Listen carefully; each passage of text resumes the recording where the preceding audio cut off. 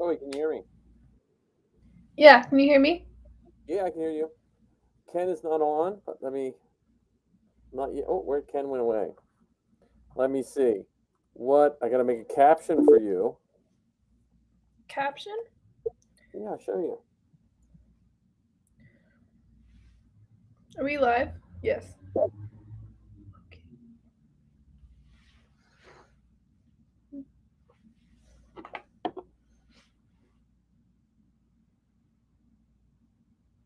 I was just eating some of the pasta salad. Oh, good. Ken is here. Let me turn Ken on. There we go. How the heck Hi, are you? Ken. It's great to see you. Yeah, Good to see you too. I begged her to come on. These busy college kids. I know John's running late. Okay. All right, let me get my. Did you see my Weird Al video I put up? I I saw it. saw it playing in the background. Okay, let's see. Yeah, there's your heading, Zoe. Oh, nice. Fancy. All right. Let's see. Let me get all my got too many screens open again. Have you seen Chuck try to get on yet? I have not. I haven't seen Okay. Chuck yet. Let me just see here. I get everything else. Chats are on. Let's see. Oh, we got a chat already. Yeah, I saw E-Girl said hey or something like that. Yeah, here, I'll put the chats over there so I don't lose track of them. Oh, and Ark. Good to see Ark. Yes, Arc 77. Or should we just call him Fordo? What does he prefer? There we go. And we got E-Girl right here.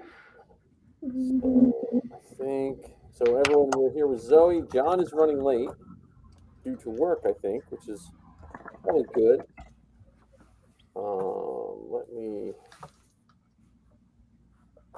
Let me just make sure I got the chats on. I need like one more monitor. Then that would be fine. And let me just. And if those that are watching, it's not showing up on Facebook though. I don't think. I want to make sure, see what the Facebook feed looks like.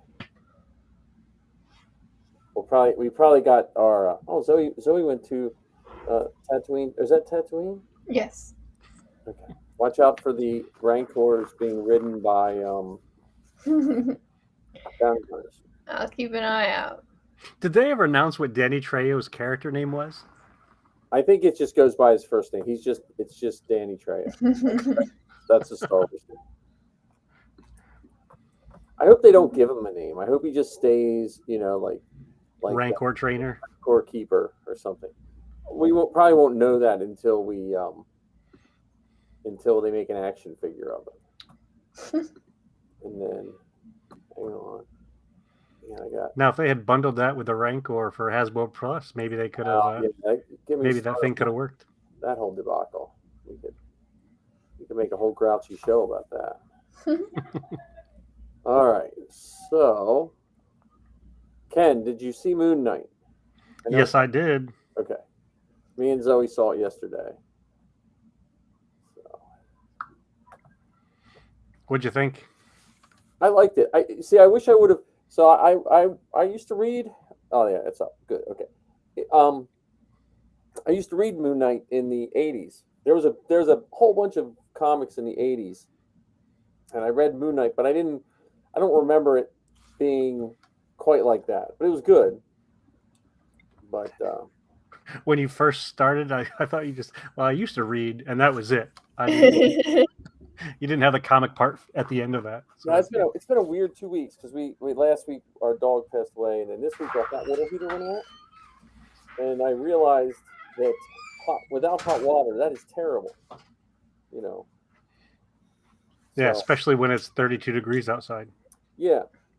So it was terrible. So anyway, yeah. So it looks like it's going to be us three, and I know Zoe has to go after a while.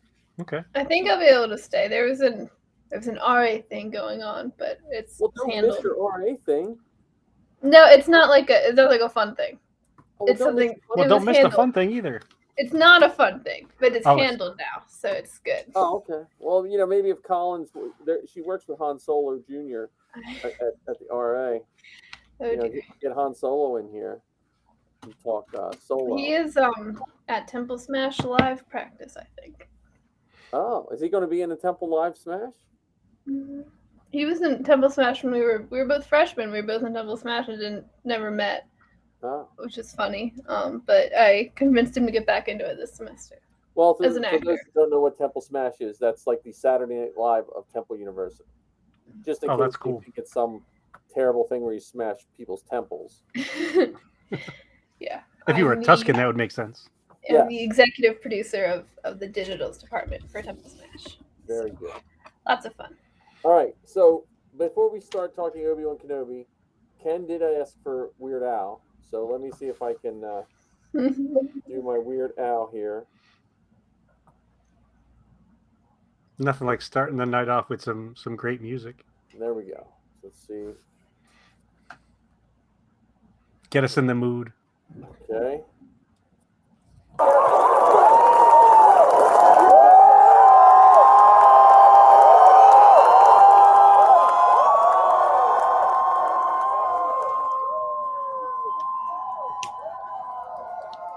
And this is the live performance. Is that this thing? Okay.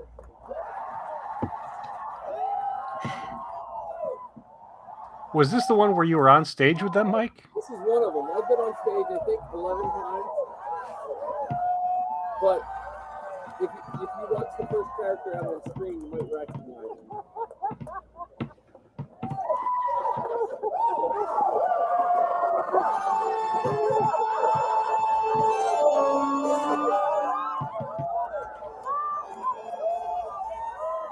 There she is, Zoe herself, the first Jawa out there. Ken, this is Zoe right here. You can see her going on. There's me right there. With my And that's my fun fact in every icebreaker activity. That you were on stage with Weird Al? Yes. In a galaxy far away, Naboo was under attack. And I thought we would find a gin, talk the Federation into maybe cutting them a little slack. Very small city didn't thrill us. They locked the door and tried to kill us. We escaped from that gas. The met Jar Jar and Boss Nass. We took a bulldog from the scene and we went to feed to see the Queen. We all wound up on Tatooine. That's where we found Spock. Oh my, this here Anakin guy. Baby Vader someday later, now he's just a small fry. He left his home and kissed his mommy goodbye, saying soon I'm gonna be a Jedi. There's my FX bucket right there. Soon I'm gonna be a Jedi. Did you know this took your favor, but even old enough to shave? But he can use the force to save. Honey, you see him hitting on the Queen, though he just lied and she 14 years. Probably gonna marry her someday. When I know we will see 3PO and I how fast it might go, and we were both true. So we made a wager or two. You are the presidents and I like how you're all swaying differently. We got about 5 minutes to practice. My highlights of my Weird Al was when the last did like 3 or 4 in a row. And one of them was the stage director pointed at me and said, talk to him, he knows what to do. I felt like so recognized. soon I'm gonna be Jedi. Now we finally got the Coruscant Jedi. So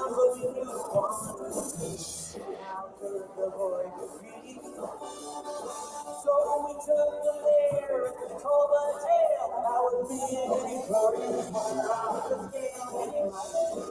Fulfill that prophecy. For the castle was in the course. Could he bring Bowser to the forest? I'm surprised they let you bring blasters on stage. I know, right? They weren't loaded.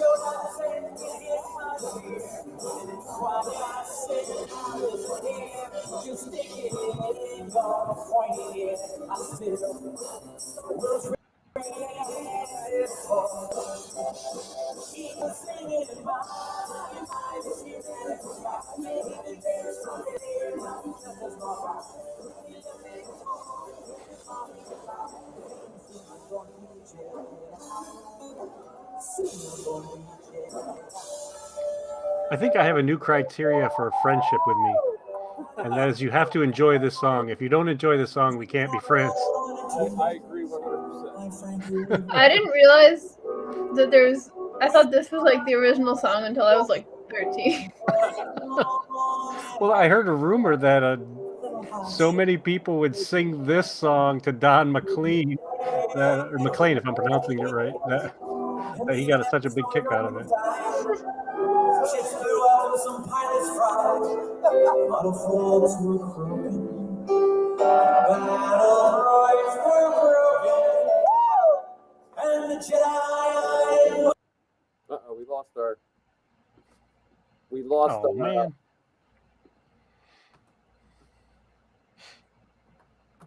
Come on, YouTube. Don't let me down. And the Jedi I admire most. Met up with Darth Maul and now he's toast. Well, I'm still here and he.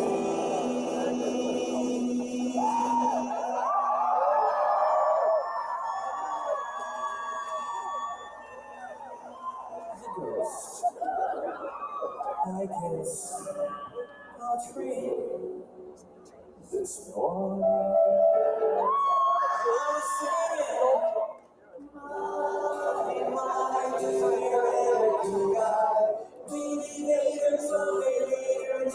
Just a small fry.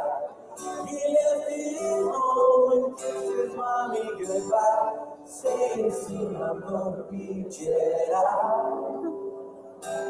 Soon I'm gonna be a Jedi. We were saying, my, this here Anakin guy. Maybe later, someday later, now he's just a small guy. He left his home and kissed his mommy goodbye, saying soon I'm gonna be a Jedi. How excited Zoe is leaving. Yeah, you can never, ever, ever, never, ever go wrong with that song. Yeah, let me, there we go. Oh, I got a Dutch Wonderland commercial, Zoe. That's something Oh my goodness. That's funny. All right, there we go. Yeah, that was a good one. And the last couple ones when he plays that when they're slinging a sword, you just see everyone's cell phone out in the audience, just glowing with their flashlights and stuff. Yeah, it was fun. It was definitely, every time was wonderful. But the girls, I think that was out on a racetrack at a casino. Yes. And there was weird rules because we had costumes on. We couldn't walk in certain parts of the casino, and the girls were like, what were you guys, 2013? So you were what, 12? And Oh yeah, you probably wouldn't be allowed on the floor. yeah, so it was a weird thing, and it was pretty cool though, because like I said, it was out on the racetrack, and we actually had to ride a bus around the racetrack to get to the stage. And then Weird Al came and met with us for a few minutes and stuff. That was one of the few times we didn't really get to meet with him that much because it was so hot. It was in June, I think, in 2013. So, but I don't think he's not doing a Star Wars song this time on this concert run. That's a missed opportunity. Well, I think he did it for so many years, and like he did the 501st Bash in Was it Anaheim? Orlando. In Orlando. Okay. And he played a bunch of his new stuff. And you think about it, he's outlived most of the people that he's parodied. When it comes to their careers, like a lot of his songs, there's some that have lasted, but some of them they were like one-hit wonders. He still has songs like the Yoda song was from the '80s. So Yoda. Yeah, that's the one they play when we were right after we came off stage, I believe. They did the Yoda song. That's when we left. Maybe you'll do it in an encore, like an unplanned encore. Yeah. He's going to be in Lancaster in August, early August. So, but it was fun. So today, I guess we're down a couple people, but Zoe jumped in to help us out. We're going to talk about Kenobi news, right? Kenobi news, Kenobi history. We just got some Kenobi predictions news today. Yeah, that's what Kenobi news today surprised me. With Ewan himself. Yeah. Very nice of him to give us the message. Yeah, I know my self leans towards Oh, nice. I seen Weird Al. Yeah. That's cool. That's awesome. Ewan McGregor, I don't think he does concerts. My thing with it when I first heard it was I was like, well, I wonder if they're doing it for celebration. Mm-hmm. Like if they moved it to that Friday, because like you don't think it has something to do with Moon Knight? Because doesn't Moon Knight would end the 4th, I think. Ah, okay. Yeah. May 4th. I don't know. I mean, because it was supposed to be on the anniversary of New Hope, right? Yeah. They pushed it 2 days. So I wonder because I don't know. Like from a production standpoint, pushing it 2 days is a little weird to me. It was supposed to be the anniversary of the New Hope and the Attack of the Clones. That came out, 20 years ago this year. Yeah. Yeah, but so I do hope they have Friday night or something, because it'll be coming out Thursday night, which will be in California, so we'll be able to stay up late and watch it at midnight on Thursday. True. But I'm hoping Thursday night or Friday night or something, they have a big like one of the celebration stages and big watch party, or at least we can have our own watch party with our friends, because that's what I was wondering. Are they going to tie it in with celebration? But that's still such a small fraction of the fandom, compared to the worldwide fandom. Yeah, they probably have something incredible up their sleeve. Yeah, unless they have something planned for Wednesday that's even better. Wednesday's the day before celebration. So. Right, but I wonder if they have they want to how they release that Boba Fett little. Yeah, I'm still wondering what they're going to do on May 4th. Well, yeah, May 4th is I don't know what they're doing. I thought that was supposed to be Bad Batch. Is it? Did they say that? That's what I thought. I was hoping. Maybe it was last year. Yeah, but then if they run Bad Batch, they're going to have 2 running tandem. Yeah. It could be just me starting rumors, waiting for Kathleen Kennedy to call me up and say, Ken, you need to stop. It says the Bad Batch season 2 is still listed in spring, but no date for it. Yeah, so I don't know. I just was surprised. I mean, again, I'm hoping how at Celebration they used to have the room upstairs, which I didn't even know about, that was playing all the movies in a rotation. Yeah, that part I didn't know about. I didn't know, but in Chicago, I guess at the 3rd floor, they just had a theater running.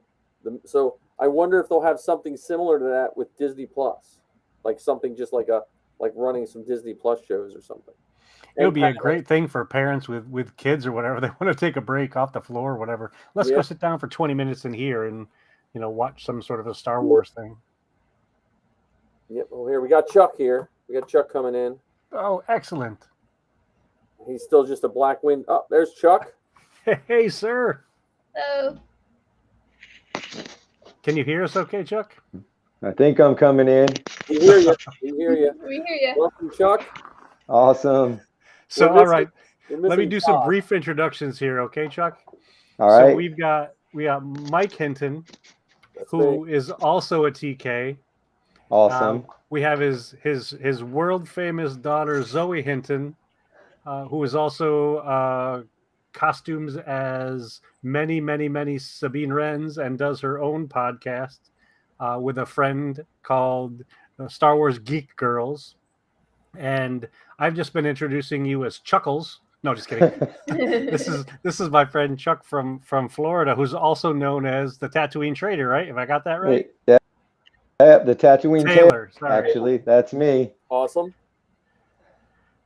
So this is a very, very loose, informal opportunity to gather and gab about Cool. all things Star Wars. And I've known Mike and Zoe now for several years. I met them at a Mandalorian Mercs armor party. Oh, sweet. And for Mike and Zoe, I met Chuck through Facebook. Yep.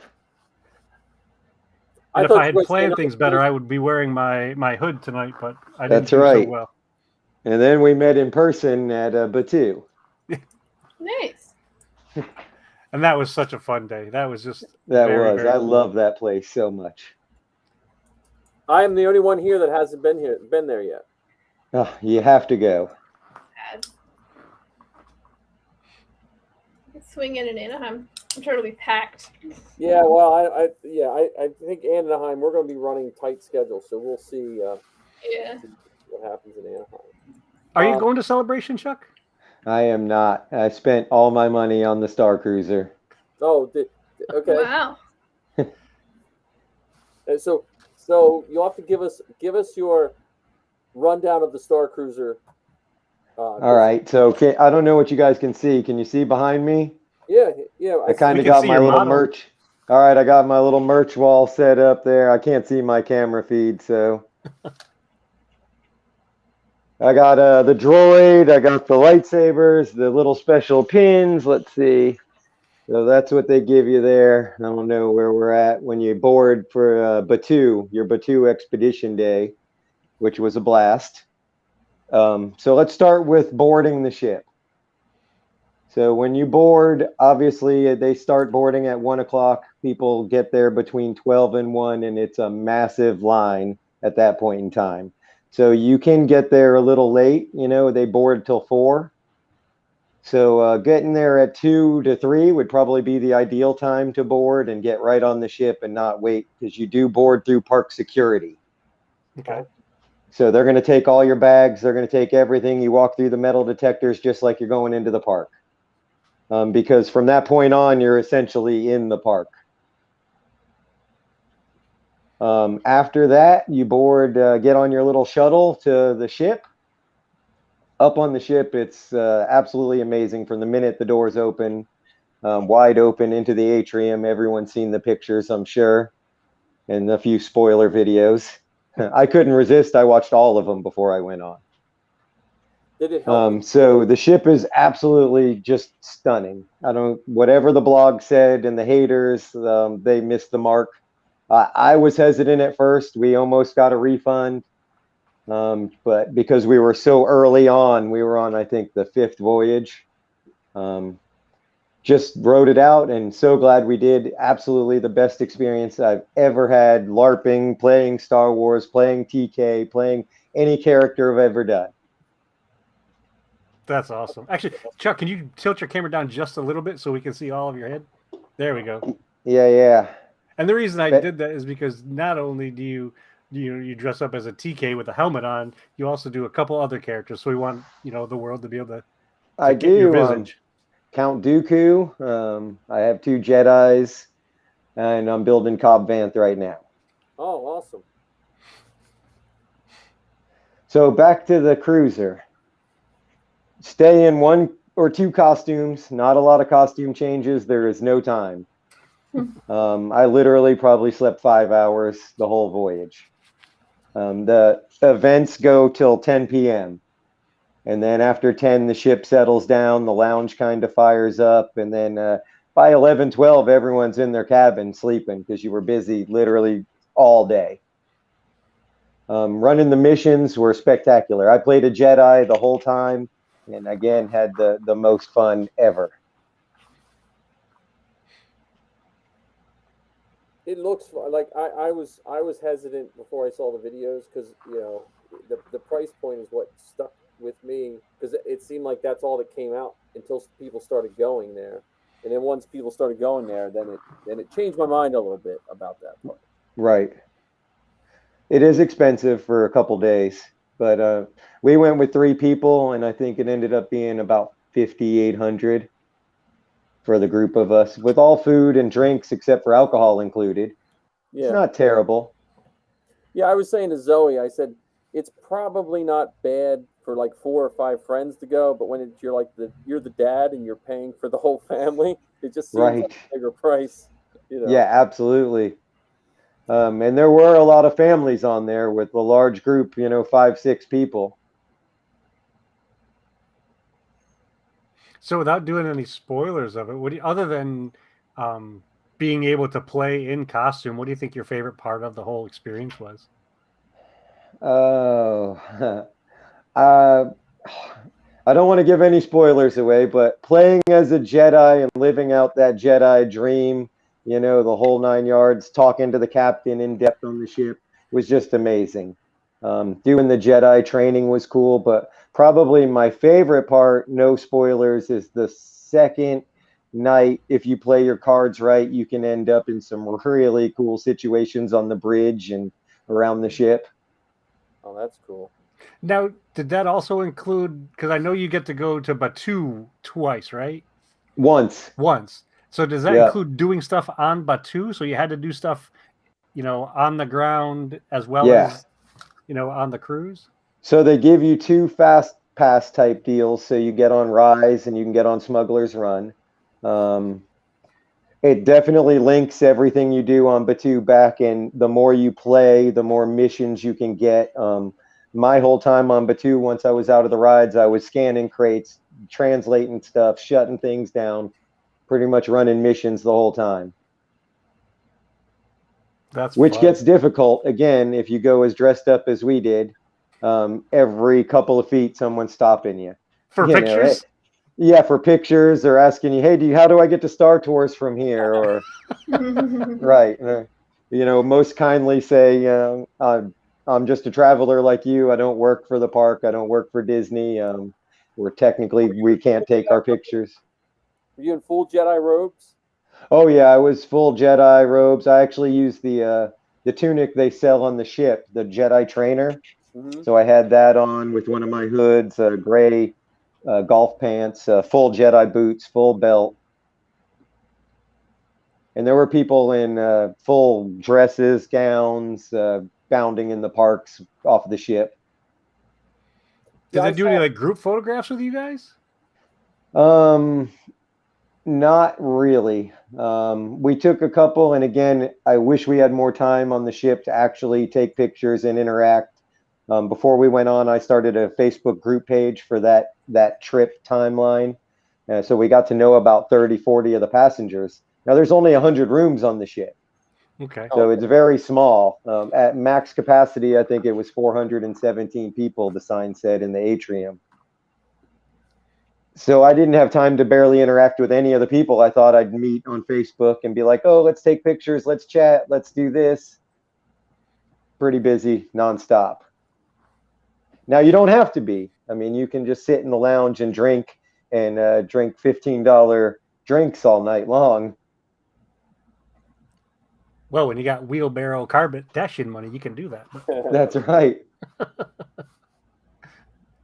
The hollow Sabik table was cool, but it was rarely empty to get a slot at it unless you were on the ship at a weird time, not doing anything, and walked in the lounge and sat down.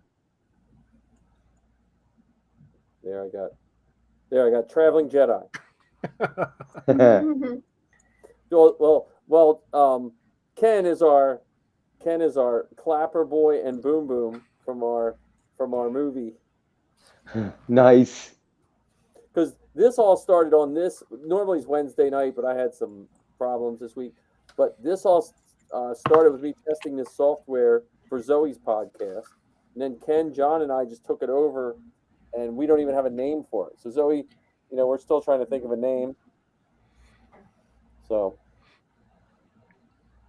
But then we just started talking Star Wars and seeing what was out there. Right.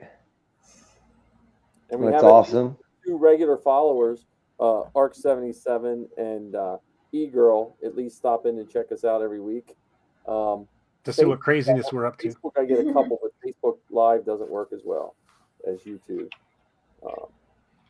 But so you have a TK. Are you in the 501st? I am. What's And my your wife TK? is as well. What's your TK number? 33773. Oh, okay. I'm 5351, so I Nice. joined 7. So with the giant FX kit. Okay. So I have Armor Master, Dark Side Dave Conklin made my kit. I think it's Armor Masters. Yeah, when I joined, there was really only 2 choices, and FX was pre-trimmed. I knew Right. nothing about. I bought it in 06, and the one looked like a big mess of plastic, and the other one said pre-trimmed for the same price. I was like, oh, I'll take the pre-trimmed. Right. I'll never forget the first cut I made in that white plastic. I was scared to death. Yep. Well, tell so now my wife is. Tell these two how many costumes you put together in 1 year. Just drop that on them for a second. Oh, 1, 2, 3, 4. I think 5 for me and 2 for my wife. 7 costumes, 7 kits in 1 year. Jedi, Dooku, Ventress, 2 Officer. TKs, officers. Yeah. You were a machine that year. Yeah, I was crazy. Well, COVID left me stranded with not a lot to do. I've yet to dip my toe in the Mandalorian for him, but we're working on it. Yeah. Well, you're headed that way with your Cobb Vanth, right? Yeah, and I've had that Boba Fett armor sitting around for about a year now. Yeah, that's that. I've built on 4 Sabines. There's the old Sabine. Never get my armor behind me. I don't know. Oh, there. That's Zoe's old Sabine right there. That's cool. But, I still have only 1 costume with the 501st and I built 000. I don't know if you know who 000 is. Yep. That's my daughter's 000. Sweet. Jawas. Jawas, yes, I built Jawas. Oh, that'd be fun. The robes I bought from Chris Bartlett when he used to run TK 409. Oh, right. 07, I bought the robes from him before he became the big Hollywood star, the big Mandalorian star. That's so awesome. Him making his Royal Guard. Or your Mando Guard. That's what you were working on when I met you, Ken. Yep. Kenix Gar Kabur. That's the one I was working on. That's the only official kit I have at this point. Right. I remember when you got in. Yeah, I was so excited that day. You were. It's awesome. It's a big thing. I mean, people don't understand. Most of us do this we love Star Wars, but we love being out there, donating our time, making people smile. Yep. So when you get accepted for a kit you've built, hey, I've been turned down building 7 of them. You get those rejections, you take it personal. Oh, yeah, yeah. So what was it like being in the park in costume, having folks just randomly stop you? Because we haven't done that yet. It was amazing, and I'm going to go back like that now all the time. That's awesome. Because you can get away with it as long as you don't have a helmet on, right? As long as you don't have a So mask. Florida parks are a lot more lenient than California on the bounding. Okay. I'm not sure why that is, but we are for some reason. I've heard horror stories from California from everyone coming in costumes. But here we kind of really don't have a problem as long as, the face isn't covered. That was me in the Thanksgiving Day parade in Philadelphia this year. Haha. Nice. I think parades are fun. Inside information on the Mandalorian because he was building that before we knew anything about it. And you have a big group down in Florida, right? The 501st Florida group is really large. Yeah, we're I believe, second or third in all of them, and Tampa squad that I'm in has, I want to say, we're number one in Florida with over 340, I think, active troopers. That's amazing. Just absolutely amazing. And we have a really abundant amount of troops. I mean, that's the great thing about here. Did you ever get in to go in the parade in Disney during Star Wars weekends? I did not. I wish I would have. That's actually where I learned about the guys in my squad, and I was at the parks as a fan over those, taking pictures of the guys, and now I'm like, hey, I know that Dooku. He gave me my cape, and it's like celebrity Your cape status, chains. right? So I missed out on those, and I don't think we're ever going to get back in there, unfortunately. Yeah, probably not. Those were the just because of the way things changed. But we lucked out and got to go to the last Star Wars weekends, I think. Mm-hmm. Yep. Here. Since I don't build any of my own, I'll show you my kids' costumes I built. Let's see. There's Zoe and Safi right there. That's in Chicago, I believe, right, Zoe? Let me see what's going on. Yes. Yeah, that's Chicago. So, but all right. So, you got anything else before you got to go? I don't have to go. I'm good.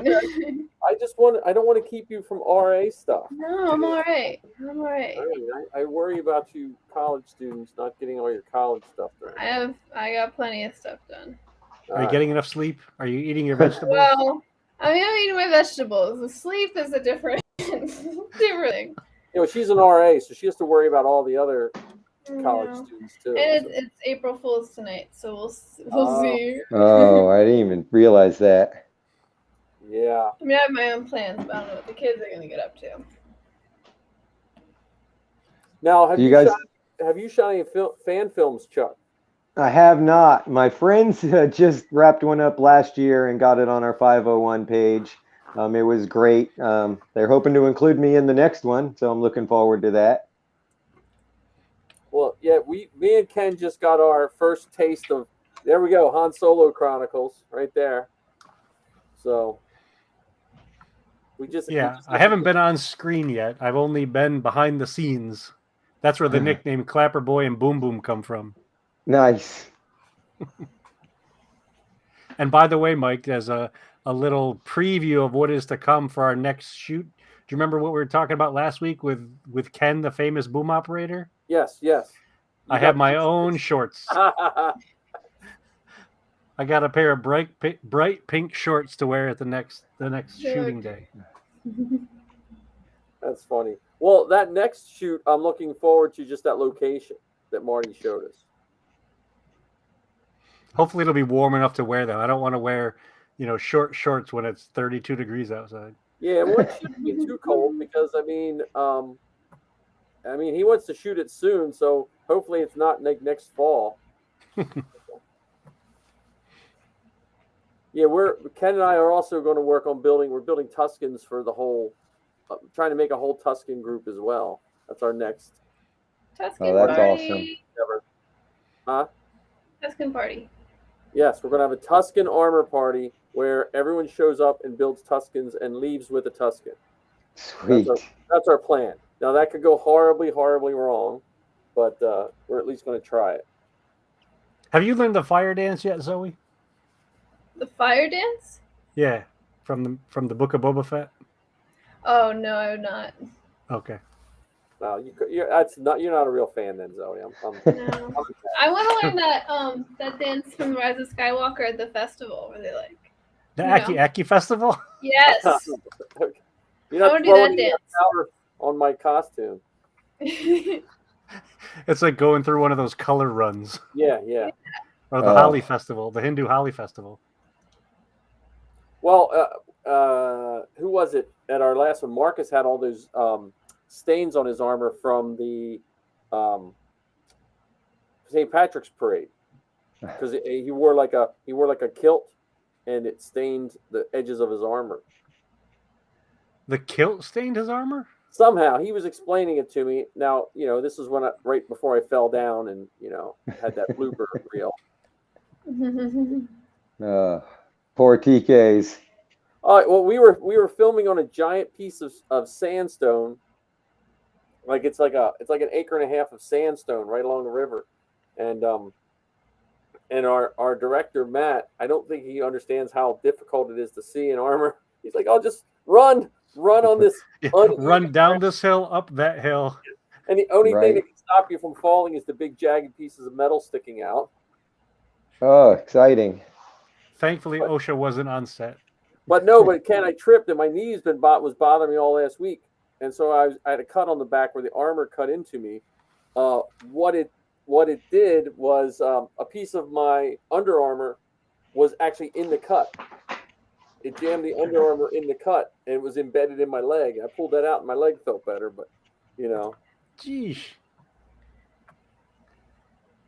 Now John said he will be there in 30. John he was working. He's a car salesman, or I think he's a car salesman. Which is fine for us because last week we broke our personal best record. I don't know. Did your dad tell you, Zoe, about last week? No, I didn't. Yeah, we were on for 4 hours. Wow. Holy smoke. That's like, that's an episode of Critical Role.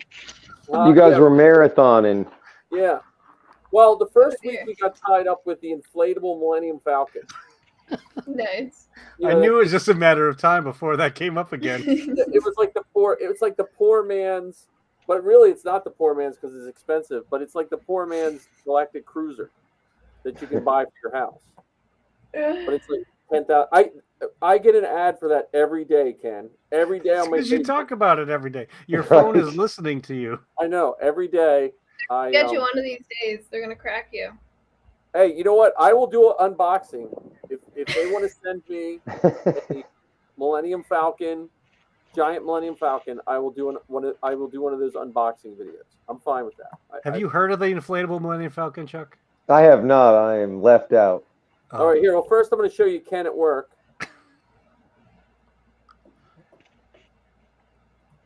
Here's Ken. That's me with my boom. This without the short shorts. Credit scene we're filming. Action! Okay. Our dead TK. Oh. And here comes John. And here comes John. He's not a half hour away in this video. And did you see us stumble? Yeah, because he was also wearing TK armor all day too. Oh. So the poor boy was probably, and he drove like 6 hours or something to get there or something like that. So, and this kid Zach he would fall down at the drop of a hat. He'd say action, he'd fall down. He was the only one of us that would die in his armor. So, there's Ken being that's boom boom. Boom boom. We didn't have the clapper, so.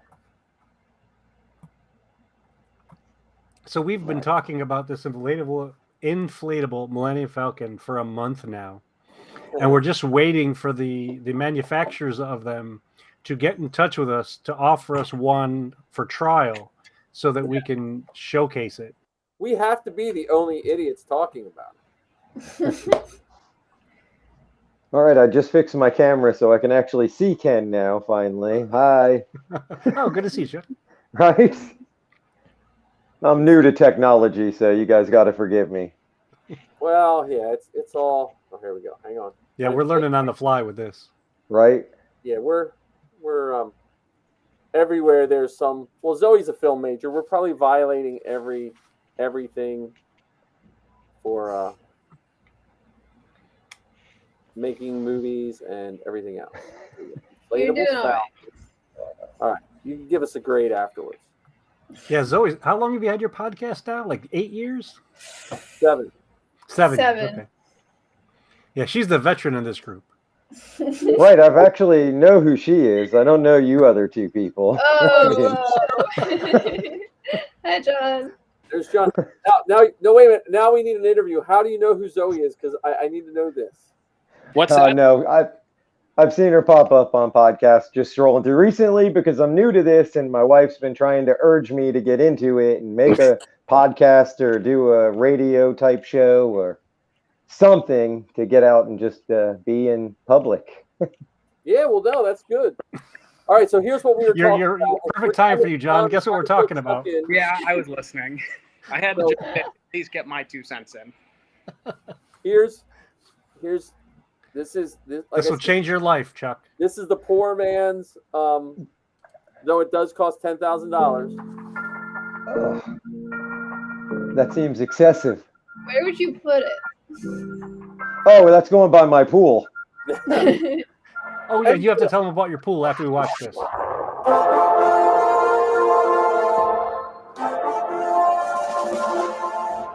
We could have a sleepover at Chuck's house. Absolutely.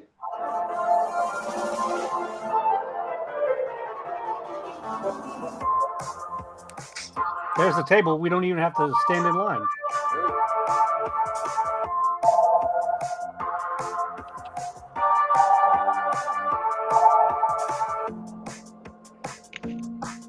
Look, saber training.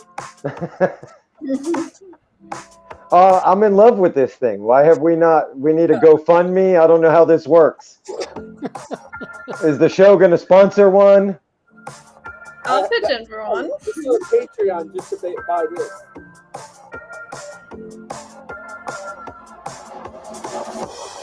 I've been joking with them that if I got one of these, I would have to live in it because Heather would get rid of me. Yeah, but here's the thing. This is the thing. Every time I look at this, that bothers me. It's $9,395 on sale, of course. But if you want to buy the blowers, you have to pay $398 each for the blowers. They don't give you any of this for that price. I'm still irked about the sandbags, personally. Yeah. 10 sandbags, $160. So. And I know I've asked this before, but I'll ask it again because Chuck's here. Do you think they include the sand with those sandbags, or those are just the bags? Yeah, just the bags. And, yeah. My guess is still no. It is cool, though. I mean, look at that. Your life about is now the sweetest complete, Chuck. inflatable I've ever seen. What did I say? I looked them up. They're like $600 for the day or something like that. Rent them for 5 Oh, I hours. thought they were more than that. But... Yeah, I thought it was 1,000. Or maybe it was 1,000. I forget what. I've looked at it so much, I forget the actual pricing now. But yeah, that distracted us for a good hour one time. So. And ever since that one time, we've talked about it every time. Right. Which I did understand. run by a friend of mine that they very much so think that we should just be called the inflatable falcon. That's the other thing, Chuck. We've started this, and we don't have a name. We don't really, other than just throwing this up on YouTube, we don't do anything other than just talk once a week. And again, it just started so Zoe would have a good way to do video podcasts for her podcast. Awesome. So I'll be no help with the name, but I mean, I'll vote. Well, we should probably just let Arc 77 think of a name because he's on every time. That's true. There And you go. E-Girl joins us a lot too. Yes, E-Girl too. Yeah. There, Arc 77 is figuring out. We can figure out a rental and have a party. I'm down. So through your wizardry here, can you pull up my Facebook page? And let me see if I can here. That's. I think you might be able to share your screen too, but let me. I backed out of Facebook, so now I got old man on the computer here. You gotta give me a minute. All right, so Chuck, what is your Facebook? So it's Chuck and Lisa Morlock. Okay, I think I might have just got a. Maybe not. Yeah, I think I requested a couple of you guys. Okay, sure. So we built the Star Wars themed backyard pool. Oh, okay. Okay, I got you. Oh, yeah, I got you here with the Star Cruiser. Let's see. That's why I was saying, Chuck, that Millennium Falcon belongs in your backyard. Absolutely, next to the bunker. So you haven't heard the newest, Ken, is we're thinking about full-size AT-AT, 3/4 size I bought the house next to me. My son lives there now. So we're thinking AT-AT over the fence between the two houses for the kids to play on. Nice. With a slide into the pool? Absolutely. Some kind of rope swing, something, Luke Skywalker a la hanging underneath. Well, Heather and I are, I'll say this out loud because she's not around to deny it. We've been talking about at some point moving out of New Jersey, and I've been joking with her saying we should move to Florida. So if you know of a nice neighborhood for two people from New Jersey to move to that's closer to Walt Disney World, let me know. Right. Well, my daytime job is a realtor. Oh, there you go. Hey, if you can't make it to Florida at first, you can always come to Ohio. We've been known as Florida's waiting room. There's always options. Here, is this the start? Wait, is this the start of the Star Wars pool? I was just flipping through your pictures. That is, that's pretty much coming together. That's the Rebel bunker over there, the Resistance side. Nice. Hopefully there's some good pictures in there. Yeah, there we go, the deck. So there we go. Bunker right there. Look at that. That's it. So we're actually turning that now into, that was our officer quarters. We're turning that into the room from the Star Cruiser from the sublit lounge. So there'll be two round benches in there, full deck out inside. Have you seen the Smuggler's Room YouTube channel where they make a slushy machine out of a cooler that ends up looking like a moisture evaporator? Oh, nice. You had the slushy machine. What happened to my camera? Well, did I lose you guys? Yeah, nope, you're still here. There you go. You're sideways now. All right.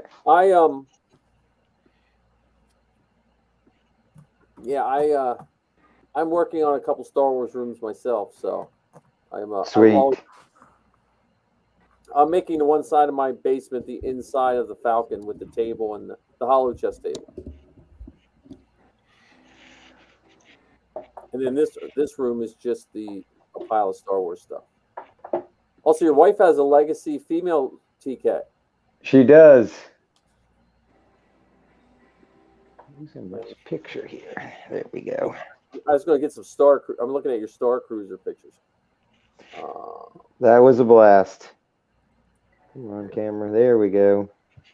Think. Back in. There we go. There's Chuck on the Star Cruiser there. There we are. So that's how I went to Batu. Oh, nice. And my friend Sped there, who's also a TK in the 501st and a Jedi in the RL. And that guy, I want the world to know, was kind enough to let me join him when he built a lightsaber at Savi's workshop. That's right. It was by far one of the coolest things I was able to record because during that trip, we chose to use our extra credits to buy legacy hilts. And we weren't lucky enough to get a spot to build a lightsaber, but Sped let me go and record his session. It was so cool. Right. That's probably one of the coolest things I've ever done at Disney World too, was the lightsaber build. So the hotel room window, the only problem with that is those white lights stay on around it the whole time. So if you want to look out into space, it's bright in your room. Oh, okay. As soon as you shut the blast window, those lights go out. Oh. That's cool. Yeah, so Lizzie's family got to do the Star Cruiser the media day, right? Mm-hmm. Yeah, they got the media. The media cruise. Awesome. So you loved it, right? What's that? Yeah, seeing their review is what kind of swayed me on it. Because I know them, so it sometimes people when they do reviews, if you don't really know them, you don't know where they're coming from. You right? They're just saying stuff, but when you know someone, it's. That's why we're so glad you shared your opinion with us without any spoilers. Yeah. Yeah, spoiler free. Now I'll give you spoilers when you want them on another show, but we had a great time. So much so, my wife is totally not as huge a fan as I am. She usually does it to humor me and tags along so we can spend time together. Um, when we got out of there, she was literally crying and had such a great time. She's like, "We'll book it again, and we'll definitely go back and do another mission and another set of, experiences." Oh, as different characters? So instead of Yeah, Jedi, do a different role? absolutely. Go first order, 100%. Now, do you think just from doing it, do you think in the future they will like update it, like they'll have different themes? So I think they're really locked into this timeline, and it's very specific between 7 and 8. Is that where it sits? So we're, yeah, right there in that Kylo Ren taking over period. So I was told from a security guard out there first, and this is no spoilers. Um, I figured out 5 paths to take on the ship. Supposedly there's 8. No, okay. So I don't think they're going to run out of anything to do with all the different, missions and interactions. I know people that set out to do completely a smuggler type path or a scoundrel path and steered away and actually never got on scoundrel missions, ended up playing more resistance side. Oh, okay. So all I can say is if anyone's going to do it and go on it, go all in with your character, straight from the get-go. Talk to everybody, talk to the captain, talk to everyone on the ship, and make it known right away kind of where your loyalties lie. So you start getting those data pad missions come up immediately. And Now, do you use your own phone, or do they give you a device to use while you're there? So they gave everyone iPhones. Okay. Oh, really? Yeah. That you return at the end. Yes. Okay. It should have been a gift to take, right?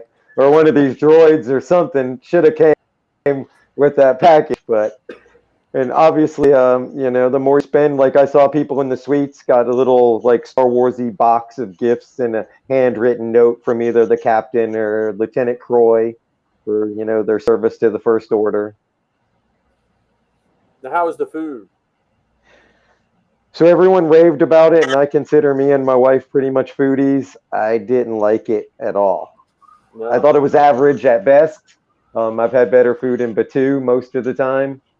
I'll probably get a lot of hate mail for that.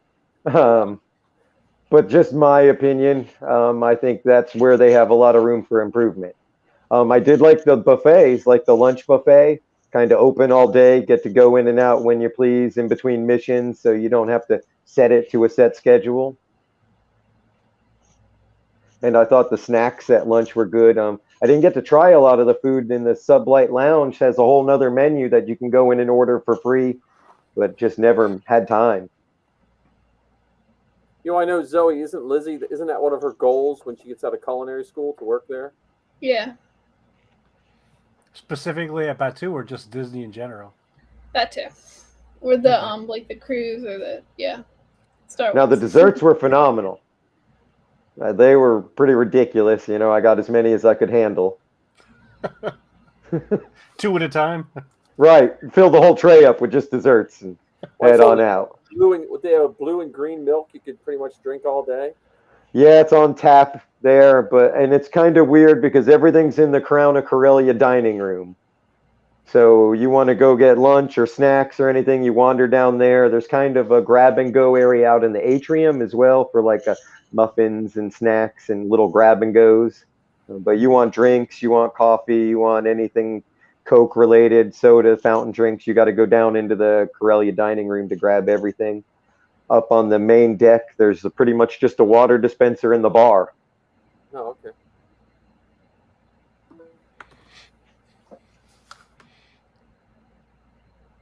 So let's talk Obi-Wan Kenobi. What do you think? Excellent. So Again, we lost John, but I think he was still at work. The Obi-Wan Kenobi, the little trailer thing today, that we get 2 episodes. They moved it back for whatever reason. Yeah, had you heard that yet, Chuck? no. So originally it was supposed to come out on May 25th, and as of today, it got scooted back 2 days. So now it's coming out May 27th. Hmm. And they're going to release 2 episodes on that Friday. So you'll have 2 hours of Obi-Wan Kenobi to watch. And then I'm after all all in. the subsequent episodes will be on Wednesdays, because the pushback, the original release date was a Wednesday, and they pushed back to Friday. But StarWars.com said the episodes will be coming out on Wednesdays after that.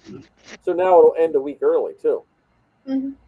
So I wonder if that's because their other shows are getting ready to launch and they need that extra week. Well, one thing that we haven't seen yet is we haven't seen Star Wars Gallery for Book of Boba Fett. Right. Right. So that should, I would hope that they do that, because I thought that was absolutely positively wonderful to see the behind the scenes stuff. And I mean, our other podcast, The Forces Behind Star Wars, that's all we talk about is the makings of the shows and stuff like that. So I absolutely adore those kind of things. So hopefully we'll get more of that. And I also wonder, does that mean, so if they're moving this to the 27th, does that mean that following week on Wednesday there'll be another episode? Will it be the 3rd episode, or will they have a gap of a week? What'd you hear, Zoe? Here, let me pull up the StarWars.com article. I assume it'll be. Let me see. I pulled up Speaker.com. That's just as good of a site. StarWarsGeek.com, everybody. StarWarsGeek.com does not have the news right now, though. I trust that site. Let me see. My computer's not like running the streaming site and another Chrome tab at the same time. So it'll be releasing on Friday, May 27th, with 2 episodes, subsequent episodes debuting each Wednesday. So I assume the following Wednesday, so not a full week. Okay. After would be the next. Because if we don't get one that following Wednesday, it'll be like 2 weeks till the next one. So. Gotcha. I would assume. Then what will people complain about for one whole week if they miss it? Yeah. If they skip a week. One thing I think is great about Disney Plus is that episodic nature of it. Instead of like Netflix where they drop the whole season at once, I love having to wait a week to see something. And that way, in between that week, you get to talk with your friends about it. You get to watch it 6 or 7 other times. Yeah, I definitely love that. prefer that. And also just like for me, like go ahead. Oh, just like with the especially when they do Wednesday releases, like if they had dropped the whole series on like a Wednesday night, I would not be able to watch it Wednesday night, Thursday. I'd have to wait till the weekend to watch it if I don't have a busy weekend. So, and then there's some people who can binge it right away and then spoil everything for you. So I like getting to split it up over time for that reason. Was that Mando season 2? We got to get up every morning and watch it because of Yeah, COVID? it was Mando season 2. Yeah, because Zoe was stuck at home, so we got up every morning before I got up before work and watched it. Right. Because my students, I teach middle school, they'll spoil it for you. Oh, absolutely. You got to stay away from. I have to stay away from the internet. I've got to get up and watch it first thing, or not get on the computer all day. Yeah, so because I still wonder if, I feel like they're going to be jammed up at the end of the year with all the Star Wars content. Yeah, this year is supposed to still get, and they might delay stuff to next year, but this year we're supposed to get yet Mando season 2, or Mando season 3, Bad Batch season 2, and Andor, plus Kenobi. So Right. that's a lot of shows. And Ahsoka's next year, right? Ahsoka's next year. I don't know when Lando is. Yeah, we have Lando. Then don't we have Is it Acolyte? Droid Tales? Acolyte is filming right now, I think. Acolyte's a movie, though, right? Or is that Acolyte's a show? another series. Okay. I think the only movies they've announced are the Patty Jenkins Rogue Squadron, I think it is, and then Taika Waititi one without a title. Which Rogue Squadron was delayed too, right? It was. Yep. Because of her work on Wonder Woman and Cleopatra, I thought. Yeah. I still hope that it gets to the point where a movie ties into a TV series like right away. Similar to the Clone Wars cartoon, where you went to the movie and you saw the first 2 episodes, and then in a couple weeks you started to see those. I really enjoyed that. You Right. know? And we watch. Yeah, there should definitely be some kind of spillover, I think, between the two. Yeah, because going to the movies to watch Star Wars, it has nothing to do with sitting in the theater. It has nothing to do with even the picture quality or the sound quality. It's being in a room of people you don't know, but you know they all like Star Wars. Many of them. Many. Well, I mean, like all those movies, whether people hated them or liked them, all the new movies, it was just so cool to go opening night. You saw people with Star Wars shirts. It's the same with Celebration. If you boil Celebration down compared to most cons, it's just an average con. But it's all Star Wars. Like, every single person in there, you have something you enjoy. Where if you go to a comic book con, you might be a Spider-Man fan and there might be a Batman fan. You guys don't have anything in common. But with Star Wars, it's that really cool thing. And I just hope that they do that for the movie theaters. Yeah. I think there is something special about that sensation of being in that theater with, like you said, like-minded people, seeing it in a huge scale and so on. And the sequel trilogies were the first ones that our family chose to see on opening night. Mm-hmm. Right. So we brought the boys to the theater. We were able to get for whatever reason in New Jersey around here, if a movie premiered on Friday, like around the world or whatever, it would show up on Thursday here. I don't know how or why, but it did. And so what we would do is we would get the earliest tickets that we could as a family. They would go home and I would get tickets for the next show and watch it again right afterwards. Yeah. Yeah, we had Phantom Menace I saw a premiere. I think Attack of the Clones I did not see at the premiere. I mean, opening night. And Revenge of the Sith I didn't because the girls were... But all the new movies, I don't even want to think how many times we saw Force Awakens. Force Awakens, we were going like twice a weekend there for a while. Probably more than twice a week. I just remember getting that credit card bill saying, "Who spent all this money?" And I was like, "Oh, that's right." We went and saw.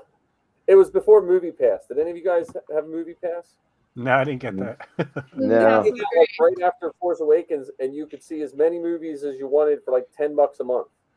We saw Rogue One a lot with me. Yeah, and so I think Last Jedi too. Yeah. Solo, it cut right before Solo, so we didn't get to see right Solo. Before Solo it cut, but we saw Solo a bunch because we did a lot of Troops then. There was a lot because that was a summer release, so we actually saw Solo in a drive-in, which was really cool. That was cool. See, that inflatable Falcon would have been perfect for the drive-in. Yeah. Well, Ken, you missed our Boba Fett screening. Yes, I did. Unfortunately, you did the book of around here. It's $200 to $300 to rent a whole theater, and you just plug in your Disney Plus and you watch it right on the theater.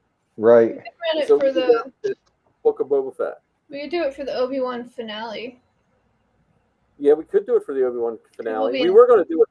I was thinking Obi-Wan was going to come out May the 4th, and we were going to do it May the 4th, and then it didn't do it. So we'll be in LA, so we can't do anything. We do it for the premiere.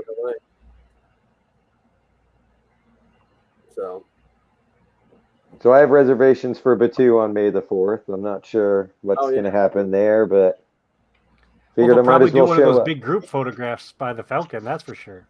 Right, I'm missing out on like 10 troops back home, but I want to go to Batuu for my birthday in September. Yeah, she'll be in LA. So we get I get requests in my school district for May the 4th every year, but they always request it on May the 3rd. They're like, oh right. Can you bring your storm while I'm teaching? I'm supposed to somehow appear to another classroom in my stormtrooper armor. So I'll just take my top half of both my TK and my Sandy. My Sandy's not, but I'll take my top half and just let our kids wear them when they do the morning announcements. But I haven't really seen that many. We have a few May the 4th requests, but being on a Wednesday, I think it's a little light this year. And it also happens right before Comic Book Day. So Free Comic Book Day is that Saturday. So it's a weird week.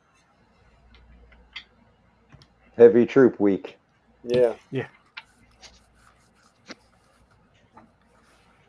Right, Zoe? You got a troop before you go to California. I definitely want to do more trips this summer and stuff. You just can't, because I don't know how well Sabine would travel in the airplane. I would not. It makes me sad. Well, couldn't you wear it? There's Then it metal would in be. it. There's metal in it. Metal in the belts. I mainly just when she moves out. Yeah, there- but belts would go through. You put those in your carry-on, Yeah. and then once you get through security, put them on. I need my helmet bag for my carry-on, though. I need my helmet in my carry-on. Yeah, Well, you're allowed a carry-on and a personal item. everything else I can fix. The helmets are that's a little bit my pride and joy on those helmets, you know. Right. No, I do have an F from Star Wars Visions that I think I'll bring, so that's a little more portable, and I have a Kara also from Star Wars Visions. I just need a wig for Kara. I'm going out Celebration. It'll be the first time I haven't had to really help with costumes, so I'm just gonna walk around and be Nice. an old Star Wars fan.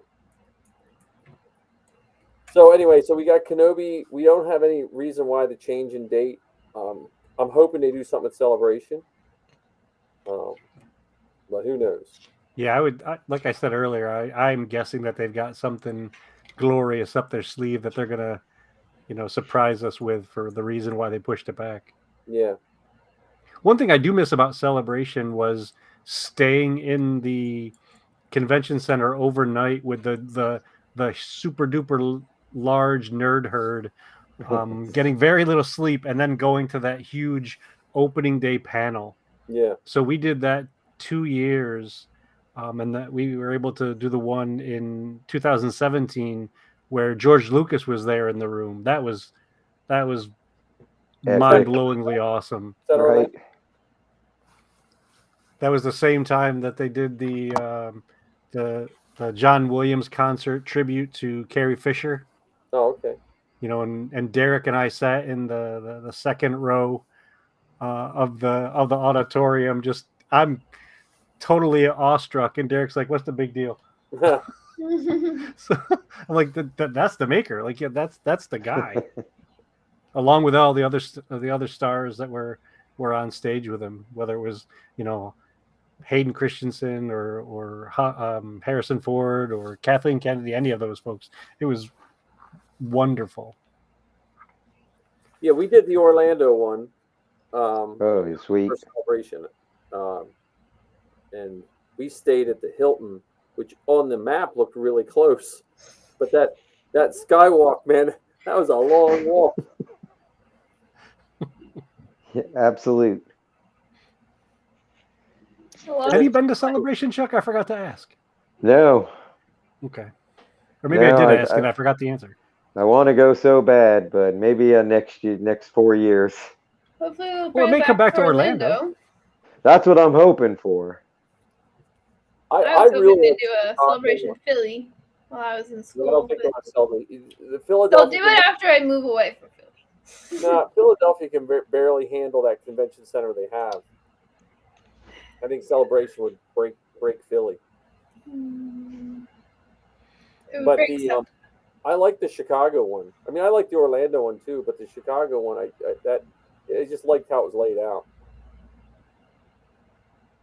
Yeah, for me, Chicago was a blur. Heather and I were only able to get to the one day, and we were just running and ramming the whole day. We took a couple minutes to sit down and grab something to eat, but the rest of it was legit just running. We didn't do any panels.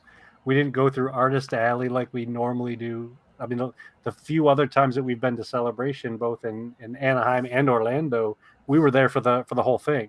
Mm-hmm. From beginning to end. So we were able to pace ourselves. But because we were only there for one day, we got pictures with Ahmed Best and Paul Bettany. And it was legit a sprint from the time we got there to the time we left. Yeah, that was our unveiling of 000. So that took a lot of my time just walking with her in the one putting it on, taking it on and off. Yeah, the first time it took over an hour just to get it on.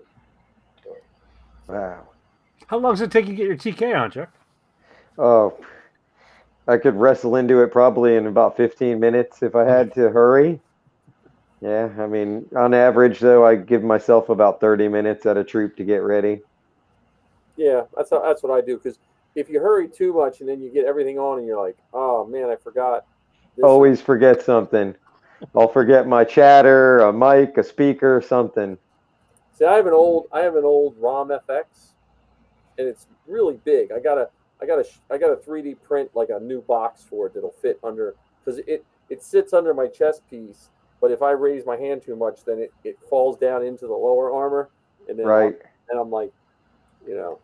Plus, I put on a couple Corona pounds, so my 2K fits me a little not as good as it should.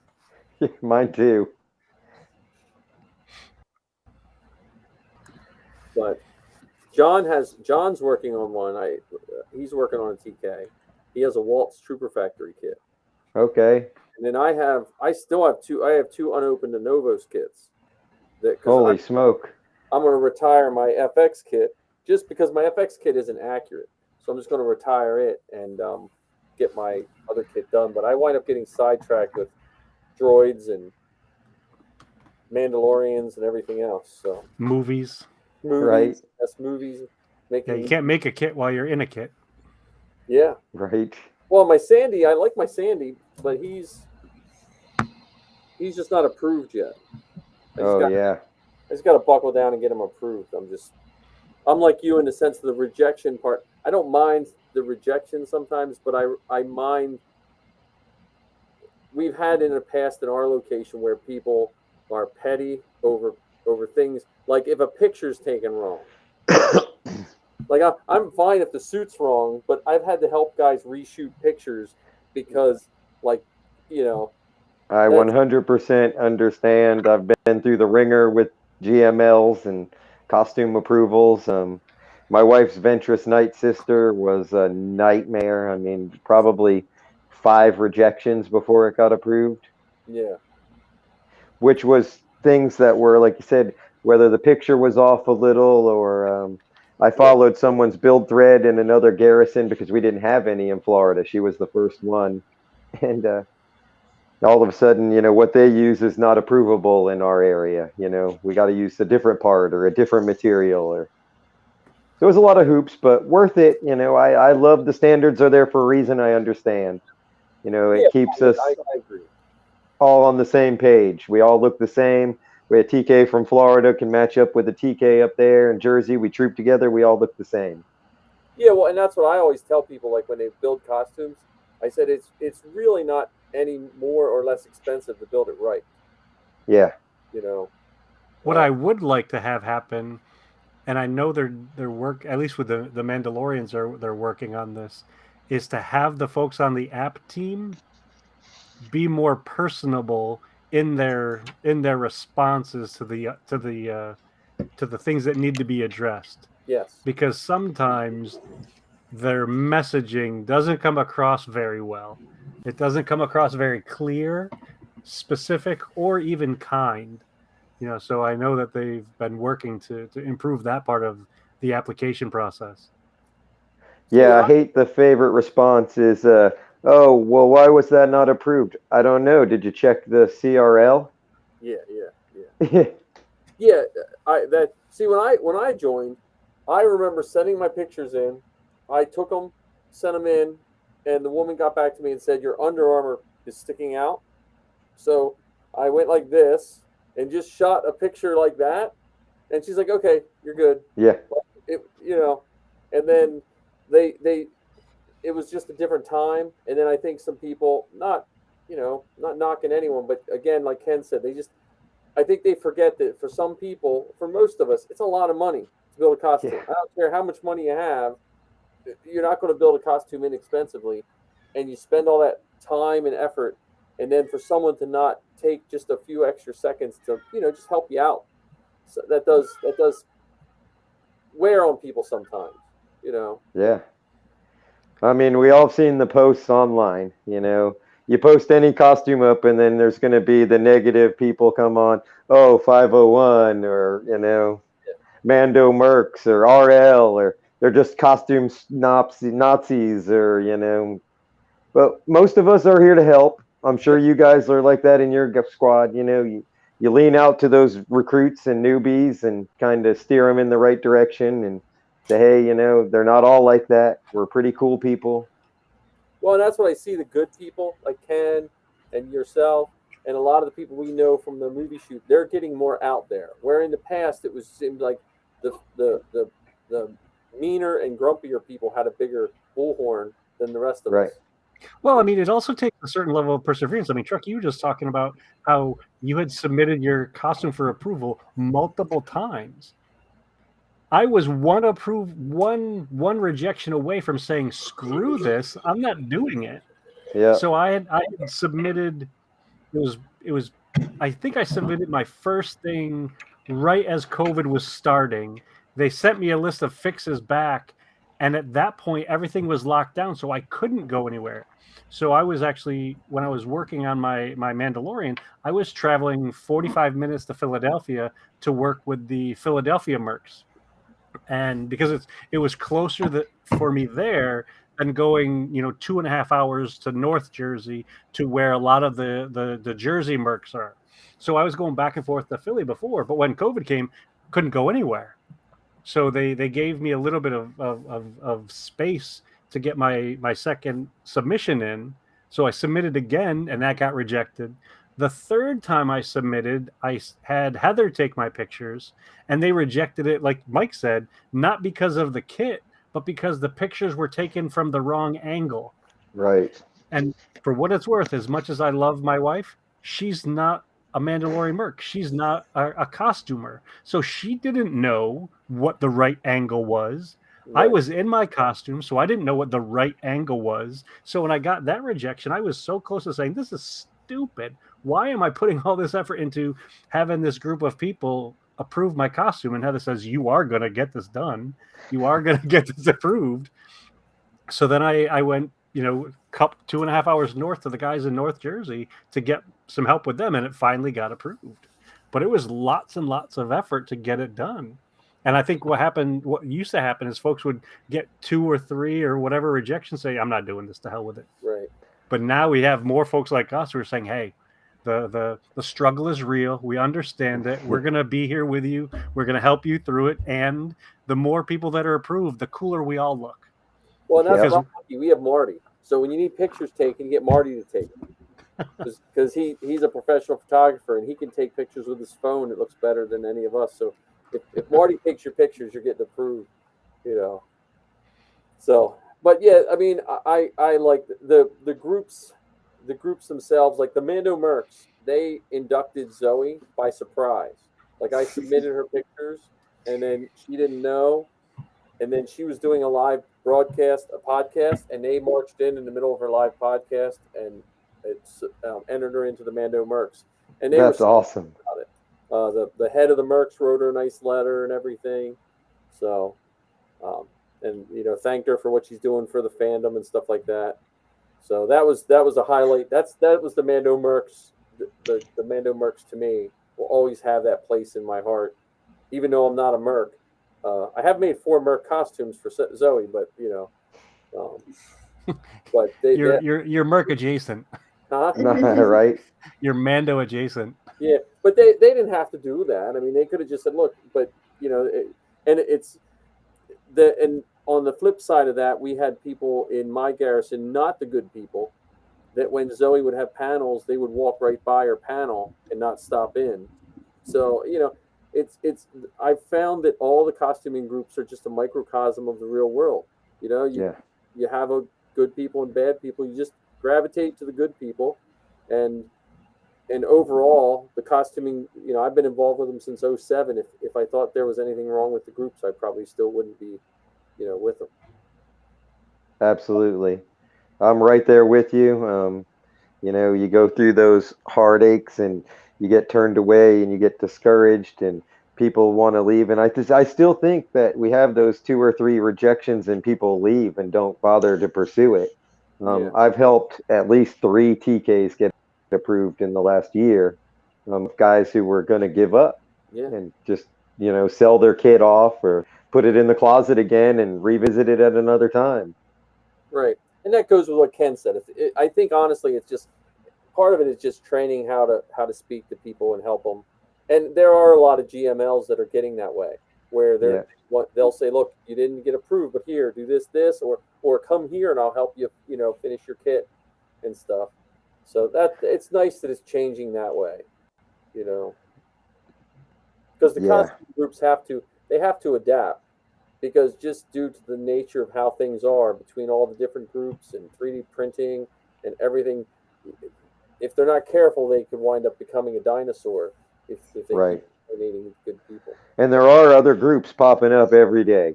Yep. Yeah, I see the smaller groups on Facebook or, sending out pictures and at the cons, the lightsaber guys and the trainers. Saber Guild is one of them. Yeah, they're pretty big. Bob, one of the founders of Saber Guild from California. I lucked out. We went out to California a couple of years ago. We got to sit in on one of their practices. It's not for me. I don't have the coordination, but it is neat to watch a truly, the choreographed saber fights is really cool. Yeah, actually, and here's a funny story about, so go to GML and costuming. Count Dooku was approved through the 501st. It was denied by the Saber Guild. Oh, really? That's funny. Yeah. What was the reasoning for that? They said it wasn't accurate enough. Now, Zoe, you said you got to head out because of your computer and stuff. Yeah, I have my AC up. It's right there, and it's way too loud for a podcast, and I'm getting really hot. Plus, my computer fan's going nuts right now, so I'm gonna give it a break. I love you, kiddo. Thanks for stopping by and listening to us. It's great to see you, Zoe. Yeah, great meeting you. Thank you. Yeah, I'm sure I'll pop up again.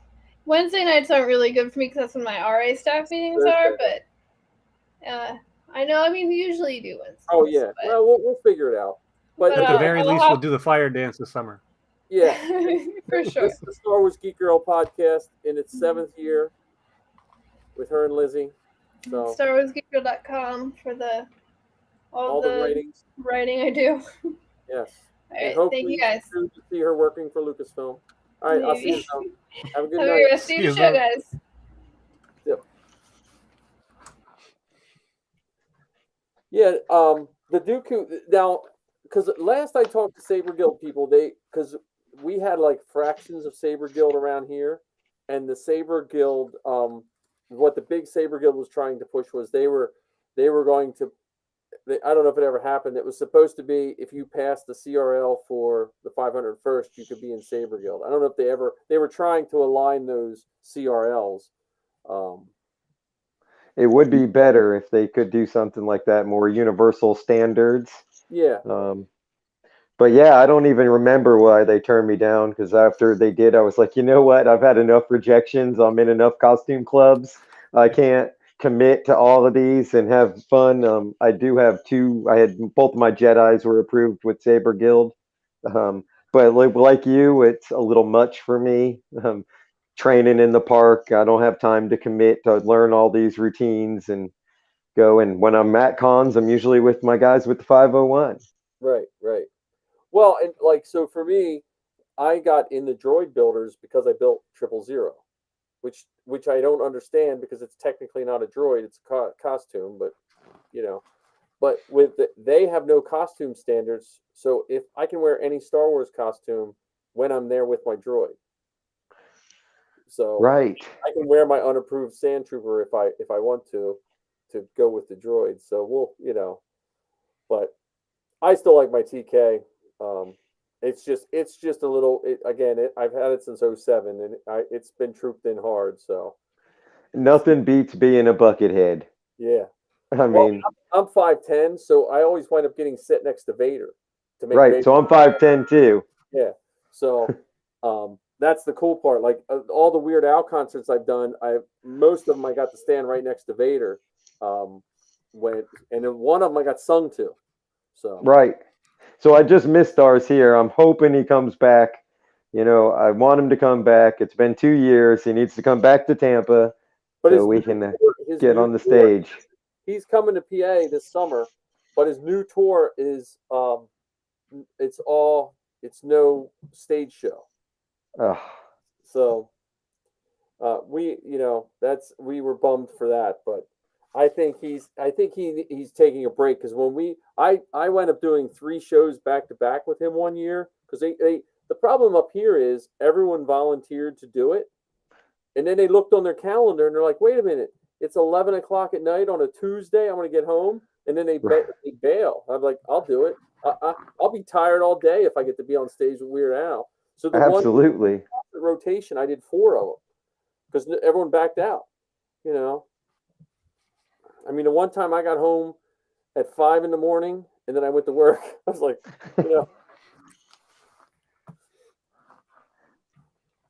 See, I would love those kind of things to happen. Right. Well, how about the guys out in California who are lucky enough to get a call from Dave Filoni saying, "Oh yeah, by the way, we're filming the show and we need X number of TKs or whatever." How cool that's that like be? a dream come true. Yeah. You'd be Clapper Boy for them. I'd wear pink shorts all day. Well, so to be Clapper Boy or Boom Boom. Zoe has John is here finally. John is back in his den. Hey, good to see you, John. Welcome back. Howdy. But Yeah, Zoe, sorry I was late. Zoe is put in for a bunch of the her internships are in Lucasfilm and Skywalker Sound and stuff like that. She puts in for them every week. So hopefully when she's out in LA for her last semester, she'll get to be Clapper Boy or Clapper Girl. So we saved much of our Obi-Wan Kenobi talk for you, John. We didn't want you to miss it. Give us some. We keep veering away from Obi-Wan. Well, I appreciate that. I'm very excited that they pushed it up to the 27th because Fridays are my days off. So now I don't have to wake up at 3 a.m. to watch it for the first time. Before it gets on the internets? Yeah, and then wake up at 6 a.m. to watch it again and then watch it again on my lunch break, which is usually what happens. You don't just have it playing at work. You should just have Disney Plus on. I do. I have it on my phone and I'll throw a headphone in and listen to it. But typically my actual watch time is at least 3 to 4 times on the first day. Nice. So do you want to take turns doing predictions of what we think will actually show up on Kenobi? Well, how do we do a round of we should predict who we want to show up, a character? Oh, okay, so a request is what Let's you're saying. do a request, because one of us has to be right. Okay. Well, I don't know. The one that I'm thinking is a real big reach. Well, you start, Ken. You start. I want to see Mace Windu show up. I don't think it's much of a reach, personally. Samuel L. Jackson's been really campaigning to come back. Yeah, I mean, we never saw a body. We know that Jedi can fall from a very high distance. People can survive Force lightning. All right, John. Who's your wish? My wish is either Rex or Cody, because I'm a shill for Tamora Morrison. Yeah, that's a good one. All right, Chuck. Who do you want to see? Let's see. So, I mean, Han Solo has to show up sometime, right? On Tatooine, avoiding the huts and doing some kind of deeds. Okay. Well, if that's the case, it would be Han and Chewie, right? Because they're together at this time. This time of the that would fall right about the time where Solo ends, right? No. No, it'd be actually no. Now we're talking out loud. Chewie wouldn't be with him at all, would he? Well, no, because Han would be. Han could be 10 years older than Luke. Maybe. I'm fairly confident that Solo takes place before this because I thought that it was 10 or 12 BBY is when Solo takes place. Well, then that would be perfect because the kid's about 10, right? Right. I didn't realize Han was that much older than Luke. Okay. Yeah, he was considerably older. I'm hoping, only for a selfish reason, I'm hoping that Afra shows up. Okay. Because I want 000. Solo is estimated to take place between 13 and 10 BBY. So Okay. And timeline works. Yeah. Wow, that's pretty exciting actually. Now that we're talking out loud. All right, so Ken, what's your prediction? Give me some predictions, Ken. I'm predicting that we are going to see lightsaber helicopters because we got the Inquisitors there, and we know in Star Wars Rebels they use the lightsaber not just as a weapon but also as a means of transportation.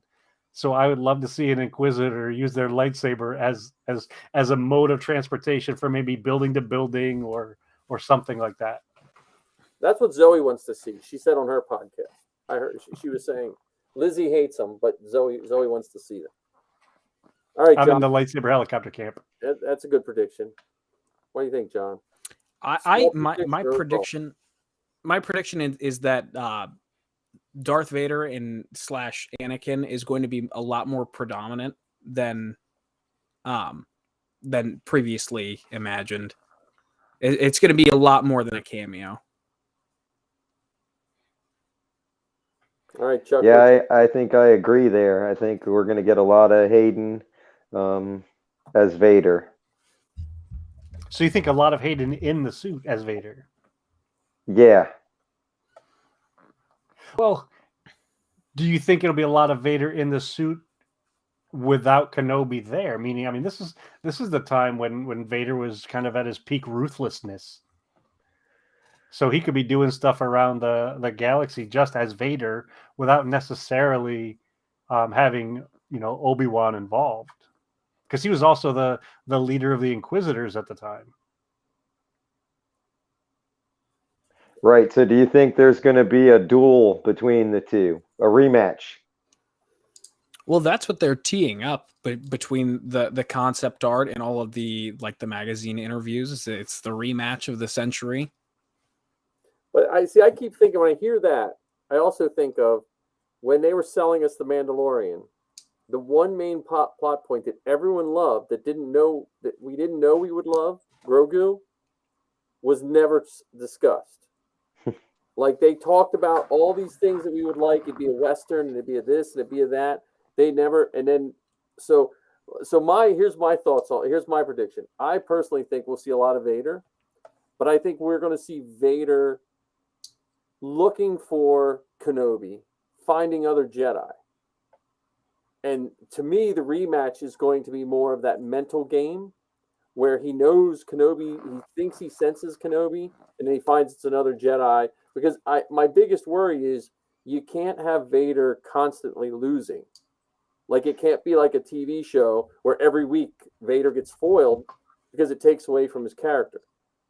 Like it takes away from that Rogue One Vader that, because basically the Kenobi series ends before he was Rogue One Vader. Yes. So like I just picture Vader I picture Obi-Wan trying to avoid detection. I still go flashbacks to the old Kung Fu television show from the 70s. Where the David Carradine one? Yeah, the David Carradine where he kind of like saves the day, but you don't know really who it is. And he just kind of moves on. Like I think Kenobi's going to like still be his Jedi ways, protect Luke, and like anything he does, he's going to do to deflect that Luke's there. And then the secondary thing with the Inquisitors and stuff like that, I think we'll see other Jedi get killed by Vader. Like they'll say this, and like maybe an Inquisitor gets beat up, and then Vader comes and saves the day and knocks off another Jedi. I just think I would like to see the ending fight, another fight with them, but to me, because I love Vader so much, I think it'll weaken the character if he gets beaten by Obi-Wan Kenobi in the series. Yeah, kind of to piggyback off of that, and kind of tying this into the video I sent you guys earlier, Chuck, I apologize. I didn't have your information when I sent this to them. But I think, again, like that video said, that the Inquisitors were a good matchup for the Rebels characters because they weren't as strong as Vader. So you can't throw, Kanan or Ezra against Vader every episode. But Kenobi should be a lot more powerful than the Inquisitors. So I really don't think that it's going to be, if they do have, a physical clash, I don't think it'll be a winner or a loser. I think it's going to be that Obi-Wan wins the fight versus Vader, but loses the overall battle because I feel like the Inquisitors would step in. What do you think it'll be? Win the battle or escape the battle? I think in the end it would be escape the battle, but I think one-on-one versus Vader, Kenobi will probably win, but then be driven off because of the Inquisitors. Yeah, I have to agree because they can't. I mean, everyone knows Obi-Wan is the all-being Jedi, most powerful sword wielder, there was. Yeah. So going on that, piggybacking in, he can't beat Vader all the time. They have to do something else with Vader, keep him off. Like you say, killing other Jedi, hunting them out, discovering them, and then falling back in line to lead the show. Yeah, especially considering that Vader was, the one in charge of, fulfilling the purge. So he worked with the Inquisitors to, go around the galaxy, hunting down Force-sensitive beings, specifically Jedi, and dispatching them. So And where just do as we stand on the Inquisitors now, and what we've seen come out and how they look? And I've seen the the blowback on Facebook, Mike Myers memes, and Yeah. Well, it's hard for me to judge anything when I see a still. right, Because it goes back to a non-Star Wars movie. The first time I saw stills of Michael Keaton in the Batman suit, right, people were like, eh. And then when they saw George Clooney in the Batman suit, they thought it was going to be the world's best Batman. So I because they didn't show his nipples. That's what they didn't show the George Clooney Batman nipples. No, but that was so. I'm old enough and was big into comic books back then. There was like a big push to make George Clooney Batman. Like it was like when you see on the internet now when they try to make and everyone thought he was going to be the world's best Batman, and then when he got cast, it was like all the fans were nuts about it. Like you'd sit in a comic book store and that's all you'd talk about, and then they were disappointed. So like with those still shots of the Inquisitor, I think it's going to come down to like the Ahsoka. Zoe's not here. She didn't like the first appearance of Ahsoka because it looked different. But then it grows on you because you also realize physically they have to make a move. They have to make something that they can redo. right. So you're taking something from comics into live action. Again, a character Dooku was in the comics. They're totally different from what you have in Clone Wars in the movie. Right. And it has to be a TV budget. It's like some of those people forget in movies, you might see that scene of that guy's face, and there might be 6 people running cables right out, off screen, but they only had to do it once. If you have to do that every week, you have to, So I'm holding judgment on it. The Inquisitors themselves, I like the concept, and in the comic book, I forget what. There was a couple issues where actually, the Emperor was hiring people like semi-force sensitive to try to kill Vader just to keep Vader on his toes, So there could be that. I could see them bringing that part of the comic book to make that Inquisitor type thing, a little tougher too. Because my only thing with Vader is just like they did in the comic book, they have to have someone with Vader that does most of the talking. You can't have Vader yapping all the time. He just doesn't seem like a talker. You also brought up a very interesting point that I didn't think about until just this minute. Do you think we'll see Ian McDiarmid as the Emperor in this? Even if it's just briefly where he's giving direction and then Vader and the Inquisitors go and do stuff. I mean, if you think about the Rise of Skywalker, Ian McDiarmid's not afraid of being involved in a little bit of a surprise. Yeah. It depends on how all these series go together. Like I look at the Solo or the Lando series, the Cassian series, and this series. These are all the ones that have to kind of fit together because they're all taking Lando series. We don't know when that takes place, but the Cassian Andor and this one here, they kind of have to somewhat mesh up a little bit, because they're in the same 20 years or so window. Well, I think the Lando series would be around this time too, because recently, Donald Glover has made little hints that he's involved. So, so it's a younger Lando. Although it would be cool to have it be kind of a younger Lando and an older Lando doing stuff. Well, that's what I was telling you before. I think that Lando should be narrated by Billy D like he's telling a story. There was the one time, and then it goes to the action of Donald. He should be on that little microphone. He was talking in the Falcon as old Lando, and then flash back to the young Lando. So there are two other characters I wonder if will show up in the Kenobi show. Hondo Anaka, because he and Kenobi had many dealings with each other, and then Barriss Offee.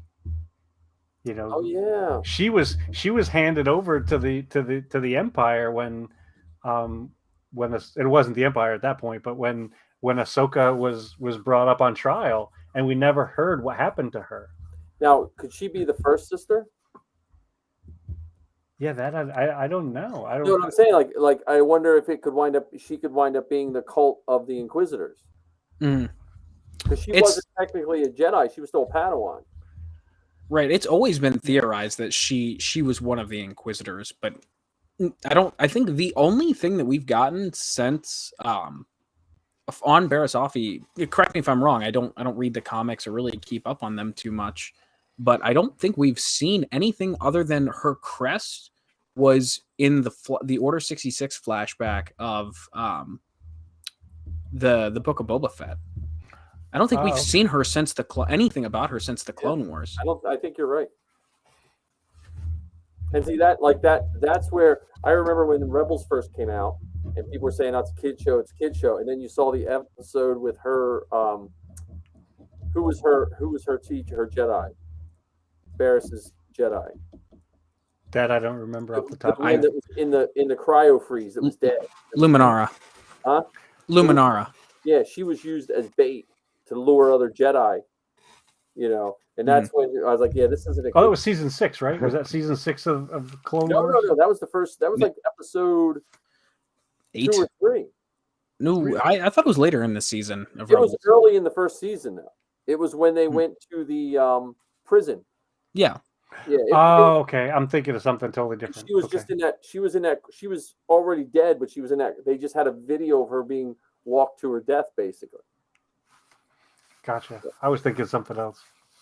But yeah, that would be a cool, that would be a Dave Filoni thing to put in. Right. I'm also how much say they have, because they have, the writers are not the same writers too.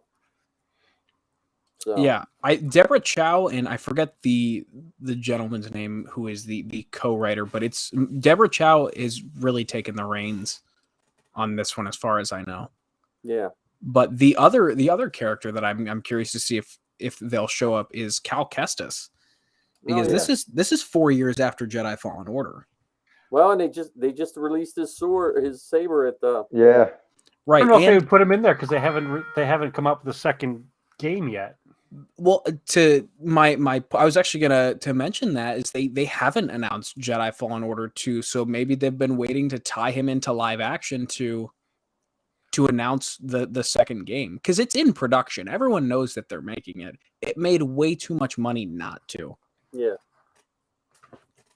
So I think maybe if we see Cal Kestis, I think maybe 2-3 weeks later we'll get an official announcement that Jedi Fallen Order 2 is coming. He could also appear in Andor as well. Right. Yeah. I think that writer you were talking about, John, is Joby Harold. Yes. Yeah, so I just hope that I like the subtlety of Star Wars, even from 1977, where there was something in the background that fans just ran with, and I like the subtle nods to things, and I'd like them to see them like do that and then see what sticks and then do more with it, like I never thought I'd see pit droids come back until The Mandalorian, I'm glad they kept them comedic. Yeah. Now I got a comment on my TikTok page today that I kind of wanted to get out to you guys to get your opinion on. I had someone was complaining about the amount of series we've gotten in comparison to movies. So I want to know your guys' take on that. Of, do you prefer, our main form of Star Wars media being, a couple episode series a year as opposed to, 1 or 2 movies a year? We talked a little bit about this earlier. Oh, about my bad. About being about being a theater. So I'll go first in the sense that I like the experience of seeing it with a bunch of people. People. But I was saying I would love to see them do a hybrid of do a Obi-Wan movie and then a series right after it. So you go to the movie on Friday and the series starts the next Wednesday. That's what I like the experience of seeing it in the theater. How about you, Chuck? So I like that idea, and do we think we'd get 2 movies a year? I think we'd be lucky if we got one every 3 years, Yeah. 4 years. I am down with the TV series. I like them a lot. Mando, I think, really got me onto that. Having one a week, that Western type or samurai Sunday show was brought me back to my childhood, kind of. I love it. The TV stuff for a couple reasons. Number one, it's in my living room. Right. And so I don't have to necessarily pay a whole lot extra to go and watch it. And I can watch it over and over and over and over and over again, unlike the movie. So you see the movie the one time, and then you have to either wait till you go and pay for it again, or you wait for it to come out, streaming service, DVD, whatever. And one of the things that I think some folks are forgetting about related to this stuff is the television shows are pushing the technology to do more stuff. I mean, if we look at The Mandalorian specifically, and under the work of Jon Favreau and the crew, they created the volume. Yep. So they are now able to create digital spaces without having to go on location to do some of these things, giving them a lot more flexibility in what they show and how quickly it gets to us. They don't have to do as much scouting. They don't have to worry about the weather. They can be right there in that space. And from what I understand, they've built 4 volumes around the world. Yeah. So they've positioned themselves to be able to create more of these shows on a regular basis. So not that I dislike movies or don't want to see movies. I just know that I'm really excited about what they're providing to us in these series that come out episodically. And if you go back to the way that George wanted to do it originally, he built the idea of Star Wars around episodic movies, around things like Flash Gordon and Buck Rogers and stuff like that. So in some ways, it's true to where it all started, just with more technology and bigger budgets than we ever would have imagined. Yeah, and personally, like my take on it is obviously I used to work at a movie theater. I love the theater experience. However, at the end of the day, I will take, like, Kenobi, for instance, is 6 episodes. You assume that they're about an hour long each. That's 6 hours of Star Wars compared to 2.5, 3 hours. So, and you can fit more story, you can fit more Easter eggs and callbacks in. Well, I do like the episodes in the sense that you get to digest parts of it. Right. I do like that, and I do like that people have better home theaters now, even as opposed to 3 or 4 years ago. You can build an inexpensive, home theater in quotes. But maybe we're just at the age where movies are changing. Like when the movie theater here started letting you rent the space for 3 hours for not much money, and you can watch anything you want. Maybe that's what it's going to become. So you get your television and you get to watch it when you want, and then you just get to have that same movie theater experience as well. And actually, going back to one of the things that you said just a moment ago, John, related to the amount of story that we're able to get now.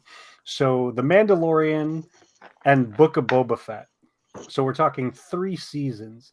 There now exists more screen time of those 2 characters than ever before. In fact, we have more screen time of them than Han Solo in the original trilogy. Yeah. So it's an amazing thing, and I will always vote for more Star Wars. And I'm a subscriber to the idea of more Star Wars is good Star Wars, and I don't separate it out as TV show, animated, live action, whatever. It's more of a wonderful thing. And with these stories, whether it's the live action TV shows, the animated shows, or even the movies, they've done an incredible job of continuing the story and filling in the blanks that we used to play with our toys doing in the backyard. So I think it's wonderful, and I don't think I'll ever get to the point where I call Kathleen Kennedy and say, "Hey, excuse me, lady, can you slow down on the Star Wars stuff? You're giving us way too much. I can't handle it all." Well, and people, John's generation and Zoe's generation, like I know at least from Zoe, she grew up like her intro. She saw all the movies, but her first real love of Star Wars was when she first saw Ahsoka. Like that was her Star Wars, you know. And I remember Ahsoka was hated. Huh? Yeah. There was a big population that hated Ahsoka. Me, that's, you know what, if I have to be that disgruntled fan, I've said that before. Zoe and I occasionally talk about how we for years we defended Ahsoka, and all these people now that love her, we're like, where were you when my little kid was just looking for someone to agree with? You know what I mean? Like all these, I'm not like trying to like you know, gatekeep anyone's fandom, but all these women that said they loved Ahsoka since they were a little kid, where were they when my daughter needed friends? Because, you know, there was none around, at least around here, you know. Not in central Pennsylvania. That's where they weren't. Yeah, so, you know, we call a little BS on some of that, but, you know, I drove from Lancaster to Baltimore to find that stupid Ahsoka figure. Yeah, I mean, mine was my love for Star Wars. It was a little bit earlier than Zoe's. Mine was going to the midnight launch of as a how old I would have been 5. The midnight release of Revenge of the Sith with my grandma and my dad. That's what I liked Star Wars before that. Mm-hmm. But really, I think what set it off was you know, being a very small child out at midnight seeing my favorite movie of all time. Chuck, they know, say what you will, I love Revenge of the Sith, but I'm a proud owner. How many copies? I think it's like 112. I think. Yeah, I have 112. Every time copies. You say that, I love it. I laugh and love it. Oh. But yeah, so that's where it started for me. But I really, and it's funny. Now my generation's becoming a little more vocal about Revenge of the Sith, and again, it's just like you said, Mike. It's like, where were you when I was 10 years old defending the prequels? Right. So my son is right there. That would have been his timeline, and he got into the prequels. That was me taking him to the movies, having all the toys, all the figures. And then he finds himself in the same position. You know, where were you when we're defending the prequels? Everyone hated them. Now they love them, and they hate the last modern 3. Yep. And the worst part is, I have that same conversation with my dad, because when I was little, I would always want to watch, you know, The Phantom Menace, Attack of the Clones, or Revenge of the Sith, and he just wouldn't do it. And now that I'm a little bit older, and you know, we can have like full-fledged, like in-depth discussions about it, he's like, oh yeah, my favorite movie is obviously The Empire Strikes Back, but I love Revenge of the Sith and The Phantom Menace. I'm like, 10 years ago you hated him. What happened? Who are you and what did you do with my father? Right. Yeah. Well, it's like Zoe, I lucked out. She watched Star Wars before she was 6 months old. She had seen everything that was out. It played as a loop in my house, and I had a Qui-Gon lightsaber, one of those ones you flip out, you know, that I bought when some store went out of business, and it just sat on my desk.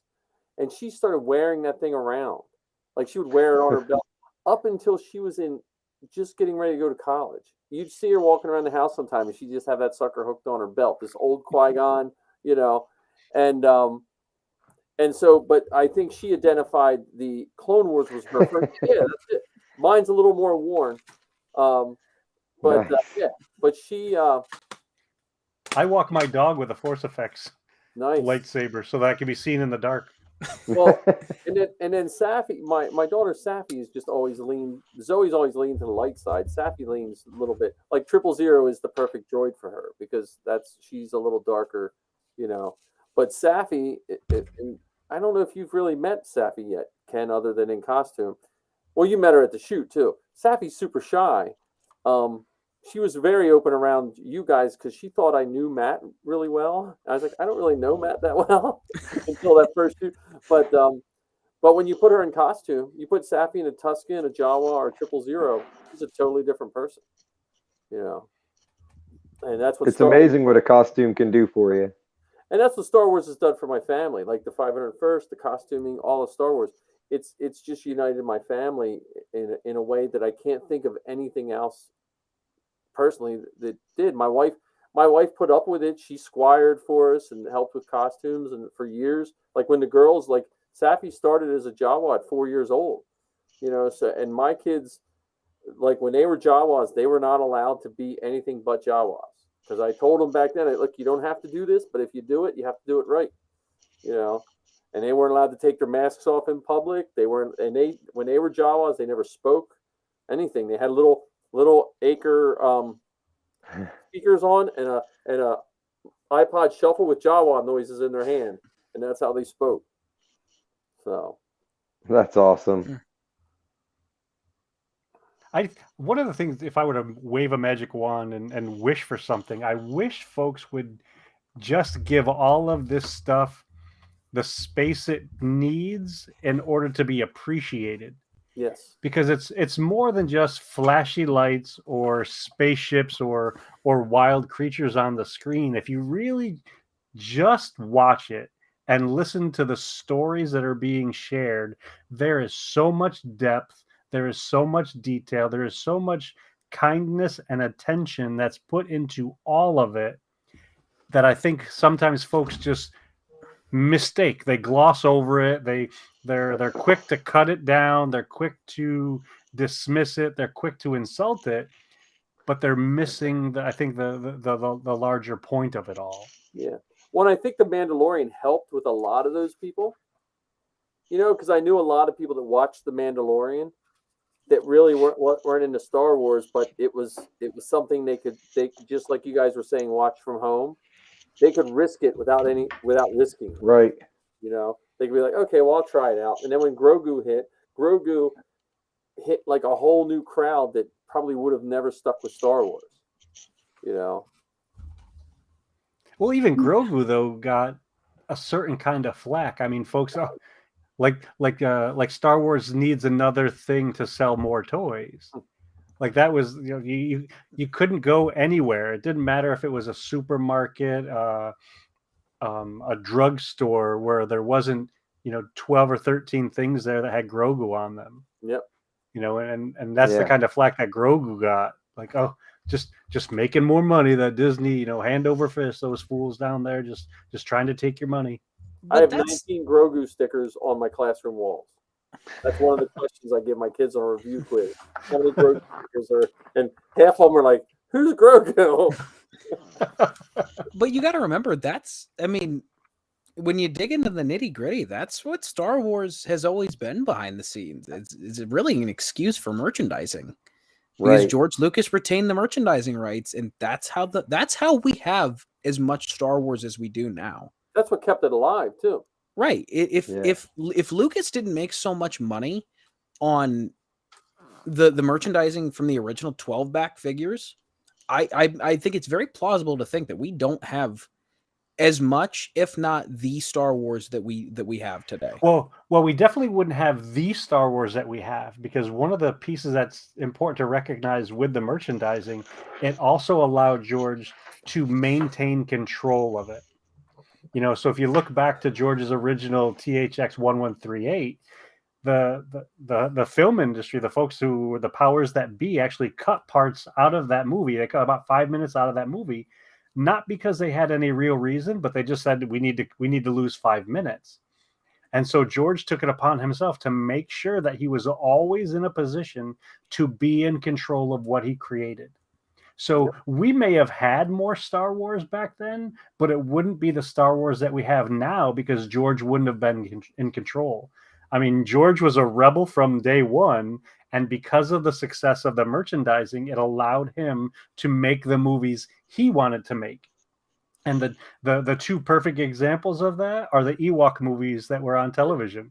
He wanted cute movies for his kids, and because he had the money, because he had the ability to fund it himself, that's some of the stuff that we got. Right, and that goes back to the story that I told. I don't know if it was last week or the week before, but when George went to 20th Century Fox for The Empire Strikes Back, he told them that he was financing the entirety of the movie. So he was able to maintain complete control. Oh boy. But Dare to be cute. He maintained because he had the foresight to retain international merchandising rights. He was able to fund The Empire Strikes Back and totally take any sort of control that 20th Century Fox would have over the rest. I mean, the rest of the saga, really. Yep. And then he took the technology to use for other things, other projects, whether you're talking about Indiana Jones, whether you're talking about Jurassic Park, so that stuff also was funneled back into Lucasfilm so he could make the prequels. Well, and so the merchandise, I know merchandise, it rubs people a certain way, I think what I like about, and it took me till I was much older to understand this, but if you love something as much as I love Star Wars, and you use that, like I started decorating my house with Star Wars. I started decorating my school classroom with Star Wars. It makes me happy, Like I'm not like my kids are still eating. Yeah, my kids are still eating, and no one's starving and stuff. But there's nothing wrong with merchandise per se, because Star Wars never. Yeah, look at that. The one thing George Lucas didn't bash it down your throat. You know what I mean? Like, and I think the merchandising now is almost mild compared to what it was in 77, 78, and 79. Because 77, 78, and 79, that was unheard of. And then all of a sudden you saw this movie and there was everything. Like, if you ever get a hold of a Tomart's guide to Star Wars toys from the 90s, it shows all the stuff built in the 70s. It was ridiculous because we're used to it now. Like a movie that's not even that good has merchandise now.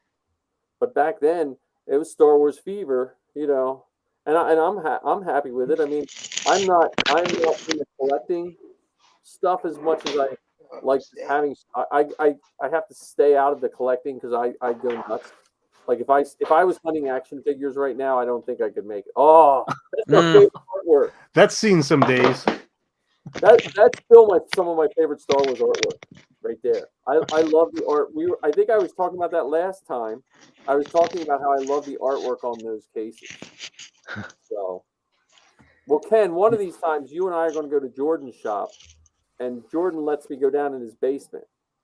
Yes, let's do that. You can see some of the the 12 cards all in the holy grail of toys.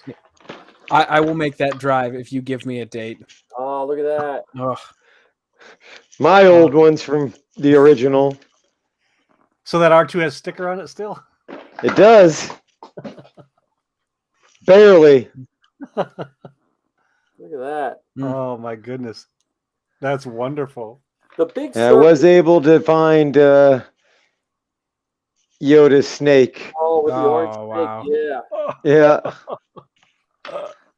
I won't admit this to my kids, but I took my Yoda and I cut his ears off. Scissors when I was a kid, and made him the dungeon master from the Dungeons and Dragons. All right. Which I know is sacrilegious, but I was flipping between worlds at the time. Right. Well, that was back when they were $3 maybe each. Yeah, well, again, once it went over $2, my grandmother wouldn't buy them for me. I think that Yoda was one of the last ones I got. I think that was one of my last ones. Yeah, because I didn't get really any of the Jedi ones. And then when I had my comic book store, I think they were like had substance abuse problems or something. But people would come with boxes of Star Wars figures, and hey, will you give me $20? I was like, okay, you know.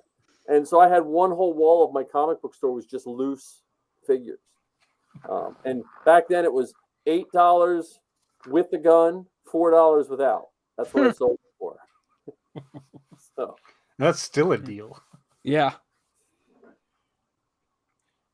I mean, I think one of those 1978 Boba Fett's just recently sold for over $100,000. all the rocket launcher ones. Right, where it'd shoot out. There's one I had to check mine to make sure. It was I 210. I had the one without. I sent mine in, and I got the paper, you know, and it got a little note saying that you didn't shoot, and they sent you a Boba Fett. But I used to have the Cylon ship that actually caused that. I had the Cylon and the other one, the one that shot a missile down some kid's throat and choked him. Yeah, the Viper. Yeah, the Viper. I had the Viper and the Cylon ship. Because when I was a kid, like it was like, well, we can't afford Star Wars ships, so my grandmother would just like, here, get Battlestar Galactica. You watch that on TV. And, it's another space movie thing. I had the Cylon and all that kind of stuff.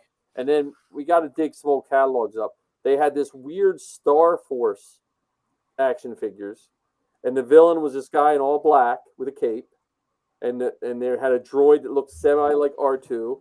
Like they were just complete knockoffs, but they were made by Mattel, I believe. And I had some of those too, you know, like because they were cheaper. Well, what's funny is when you think back to that time, the original Star Wars toys were modeled using Fisher-Price Adventure people or something like that. So they put clay and everything on those toys to do the mock-ups. That was Jim Swearingen back in 77 and 78 when he made those original toys. So he used Fisher-Price Adventure people or something for those original toys. Well, I think my next big thing is I'm printing the 6-foot-tall Boba Fett on my new printers. So. Oh yeah, Chuck, I forgot to tell you that that Mike and John are over the top with the stuff that they 3D print. Awesome. I just got 2 new printers. I got 2 350 by 350 by 400 printers. Sweet. So I just ran them through the test one. My one is having some issues, so I just wrote Soval to tell them I want them to fix it, but the other one is printing perfect. So. Old school. I have a CR10. That's what my first one is a CR10 with nothing on it, and it still prints everything. Right. Yep, I got 2 CR10Ss. Those are the ones that I go to. Yep. But Mike, you print your 6-foot-tall Boba Fett. I will print my 6-foot-tall Vader. Nice. Well, he'll be bigger. You'll have to scale him. Yeah, you have to scale. Yeah, it'll be what? Because there was Chewie, 6.5 foot. Yeah, Chewie and Darth Vader were slightly bigger. I saw the Darth Vader one at Celebration. They had the company that makes them. But the one guy sells the STL files because Marty printed he printed 2 figures for our friend Roddy for his tattoo shop, and he printed them life size. Now he used his 500 millimeter printer. He printed them within a week. So I just got changed. All right. So how much finishing time are we talking? What do you do here? What's the trick? Ecstasy coat, lots of sanding, primer, sand, prime, sand, prime. Mine is filler primer or the red body putty and the filler primer. But my last Boba Fett thing, I did a chest armor. I used liquid resin with a UV light. Okay. That smoothed out real nice. That smoothed out, you know. So. Because I just built my wife's heavy blaster for her legacy. Yeah. And we probably have 100 hours wrapped up in that thing. Oh yeah. Oh yeah. But now just sanding, priming. Yeah. I like I said, the UV. I have a liquid resin printer, and so I was just using my old liquid resin, and I just painted it on with a paintbrush, and that comes out. That gets those print lines out like so easy. Okay. So, yeah. So speaking of full size, sorry about that. No, jump in real quick. I have Captain Cardinal armor, full, all of it printed. Ooh. Nice. That's from my birthday's in May. You know that, right? You got a book, right? Yeah, from the book. So we're trying to get them through the 501 and get it approved. Nice. I think it was also in Resistance. Didn't he show up in Resistance too? The cartoon. Yeah. Now, is there an animated one? You know how there's like the animated Yep. Yeah, 3 different CRLs. I'm too fat to wear that new armor. I can't. I can barely get into TK. I can't imagine that new stuff. That chest pieces just keep popping off of me. So I hate printed armor. After being in a TK and everything, that Cardinal suit feels like 100 pounds when it's on. Oh yeah, yeah. Well, I see guys print TKs, and I try to explain to them, you're going to put so much work into that and money. You might as well just buy, a vac form. Right. Because Yeah, John's got Waltz. Yep. How far are you along? I am no further than I was the last time that we talked. Because How this much month, was that kit, John? I got it on a New Year's sale. Okay. So with shipping it was $660. That is good. Right. Glad it wasn't 666. I was a little mad because I saw they had a oh god, it might have been a Valentine's Day or a St. Patrick's sale where it was $500 plus shipping. Oh shit. But still, I mean, I think they normally go for $750 or $800. My FX in 2007 was $700. So, I think you can get an Armor Master kit for around $650. Yeah. And then, of course, not counting the bucket, that's another $150. Or the boots and the under stuff. Yeah. What's that? Waltz came with a bucket. Mm-hmm. Yeah, $660 was shipping. I got all the greeblies needed for the helmet. So the neck seal, the forehead, the aerators, and for some reason it came with chin stripes, which I was kind of surprised. Or tube stripes. I'm sorry. Oh yeah. The tube stripes. Yeah, I was shocked because every kit that I've seen, it's like you got to buy the entire shebang for the decals. But I was shocked when I opened it up and saw the tube stripes. Well, the decal market's going down since everyone's bought crickets now. Yeah. Right. Because like in the Mandalorian, in the Boba Fett group, when I did the Boba Fett armor, you can download all of it already preset for a cricket. And you just run it through your cricket. You can make the different I did the 2 pieces of Boba Fett, the chest armor sticker and the arm sticker. It literally took 5 minutes to get them ready and print them. So that's awesome. It is a good time to be a builder. Yeah. But yeah, I don't know. So helmet decals. I actually went on and painted the wife's helmet. We did that, hand painted everything. I mean, it was a nightmare. I'm going to be honest. I was looking for decals halfway through it, but it did come out beautiful. And it's one of those things that hand painted looks amazing when it's on a helmet. Yeah. Yeah, I'm a smoker with ADHD, so fine hand painting is not my forte. I'm good with rattle cans. Yeah. So me and you are right there, brother. I had one of my fellow TK brothers come over and do the fun after I ruined it like 5 times. In all honesty, I called up my brother Ben and was like, "Get over here and paint this." Well, Sabine has made me be a better painter because Dave Filoni changed every helmet. So I made 4 different helmets. I have a 5th one to work on, and that's like that. I have to stand there when I do those for about a day and a half just to think of what order to paint everything. Because okay, which one am I going to tape off first? And then one time I used the wrong paint, and when I peeled the pinstriping off, a whole sheet of paint came off. Like the whole. I had to strip the helmet down with acetone. I'm like, okay, this $300 helmet's going to fall apart here if I'm not careful. So, do you think he's going to give a whole new scheme to the live action show? I have a feeling that her armor will look very similar to Bo-Katan's, because that was a good realistic rendition. Like Bo-Katan's armor in the animated series was okay, and then they fixed it up a little bit in Rebels. They made it a little, but certain things just don't translate as well. Like I know there's a lot of women that did Bo-Katan as a costume. It looks okay, but it doesn't. It wouldn't fit the Mandalorian type, that the standard that the Mandalorian TV show is set up. Gotcha. So my guess is it'll probably be similar to that armor, just slightly painted, and they might smooth out her helmet because the Night Owls have a bigger indent in the cheek, and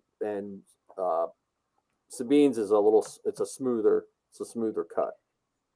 Speaking of that, do you think, going back to the Kenobi stuff, do you think they'll make any mention of Satine?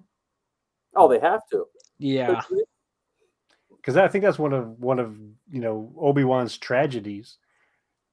The fact that he was there to witness her demise, and I think that they're really pushing to have this Obi-Wan being a broken person at this point. So I wonder if they'll have either a flashback or some sort of reference to Satine. Yeah, I would almost think you have to, because because we're spoiled because we've seen it all, but you think of like someone who has just been a Star Wars fan from movies and then maybe jumped in at Disney Plus, they don't know about Satine, they don't know about any of that stuff, and so that would be a neat storyline because in some ways the show is supposed to entertain us and make things, but it also has to promote their product. And so if you can get someone who, hey, well, I don't know that story, they might watch the Clone Wars, And the book, I'm curious with the Queen. Is it the Queen's Hope book coming out? The next one, yeah. Yeah, that comes out soon.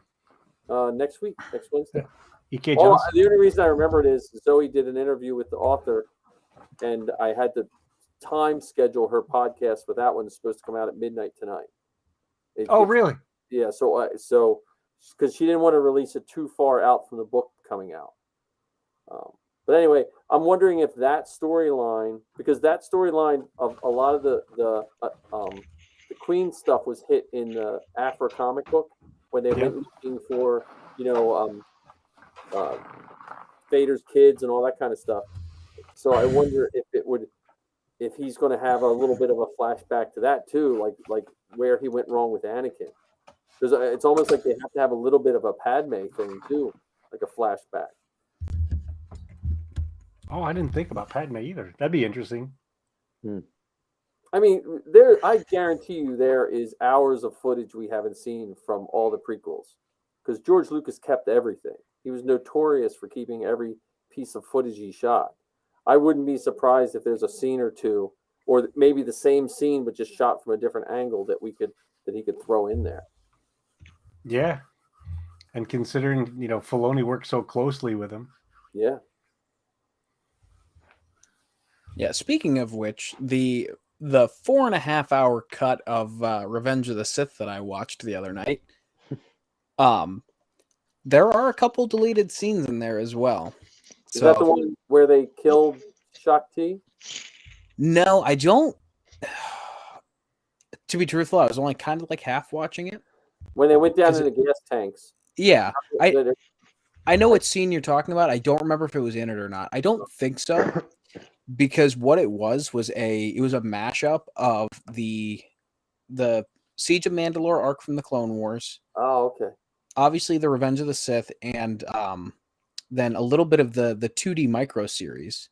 Oh, nice. Which was very carefully constructed.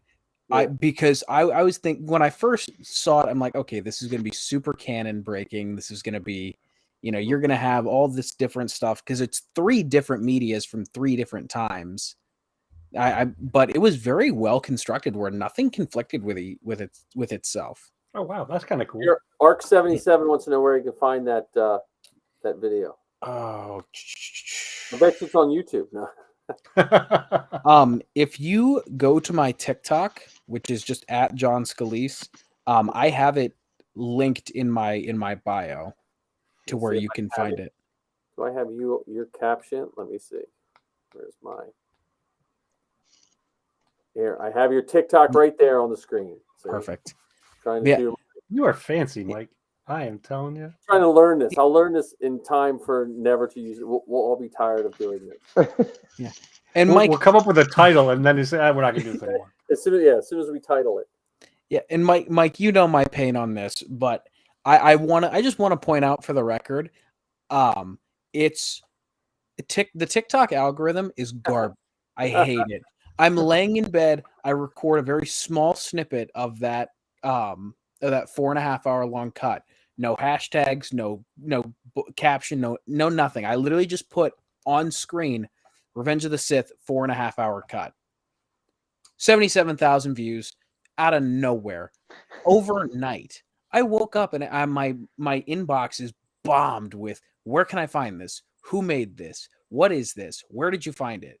And I'm sitting there. I wake up and I'm getting ready for work. I'm like, I put a lot of effort into some of the videos that I do. All the ones. Look at mine. I got 29 million views on a video that I just threw up before I went to bed because I found it on my phone. I got 125. They're talking different language, Chuck. I don't understand all this stuff. I got 125,000 followers from that video. Yeah. And you know what? I was like, so even like today, I'm like, you know what? I'm going to go for the zero effort, really ham-fisted approach. So I just screen capped and reposted the Kenobi announcement. Yeah. 10,000 views today already. And I don't get it at all.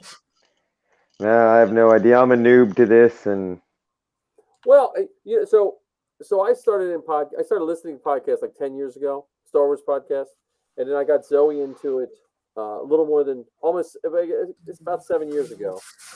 And I found that the success or failure of most podcasts is you just do what you like. And as long as you don't, I never think of other podcasters as competitors. The podcasters that are always out to beat that other podcaster, then their show comes across that way. So I've helped a few people start podcasts as best I can. I mean, I don't know anything other than look at the other half of the Mandalorian. There it is. The wife's Hi guys. Hello. Hello. Hi. Did you like his Clapper Boy shirt? I did. I do. It's really cool. That was done by John. John down there. Man, nice. Bottom right. Hi, Chuck. Hi, guys. I was watching you guys. I was in the hospital with my son, so I was watching you guys from the ER. Oh, well, I hope your son's okay. He's Absolutely. good. He hurt his back. He'll be okay. Well, have fun. Well, thank you. Bye. Now it looks like Obi-Wan is hugging you. Now I can't unsee Obi-Wan just hugging you. So a little confession. The first podcast I ever listened to was Ken's when he did his first podcast. Yeah. Oh my goodness, that was a while ago. We've now just we've recorded our 21st episode. There we go. Ken Bishop, Forces Behind Star Wars podcast, right there. Andy's Clapper Boy and Boom Boom, which I think that should be your new name on your podcast too. Yeah, we all need call signs. I'll go with Boom Boom. Thanks, John. Well, and I never You're thought welcome. of this becoming anything, honestly. And I look forward to this every week. Honestly, yesterday was a nightmare. Because when I was younger and I heard someone didn't have hot water, I'd be like, big deal. My hot water heater went out Sunday night. I didn't have hot water till yesterday. I was a miserable human being. Right? Yeah, and of course when I actually vocalize it in like in our group chat on Facebook, I was like, yeah, I really enjoy doing this. Of course, then I'm at work 2 hours after I'm supposed to be. It's like, yeah, from now on, I hate this. I don't look forward to this at all. Well, I mean, I say this a lot.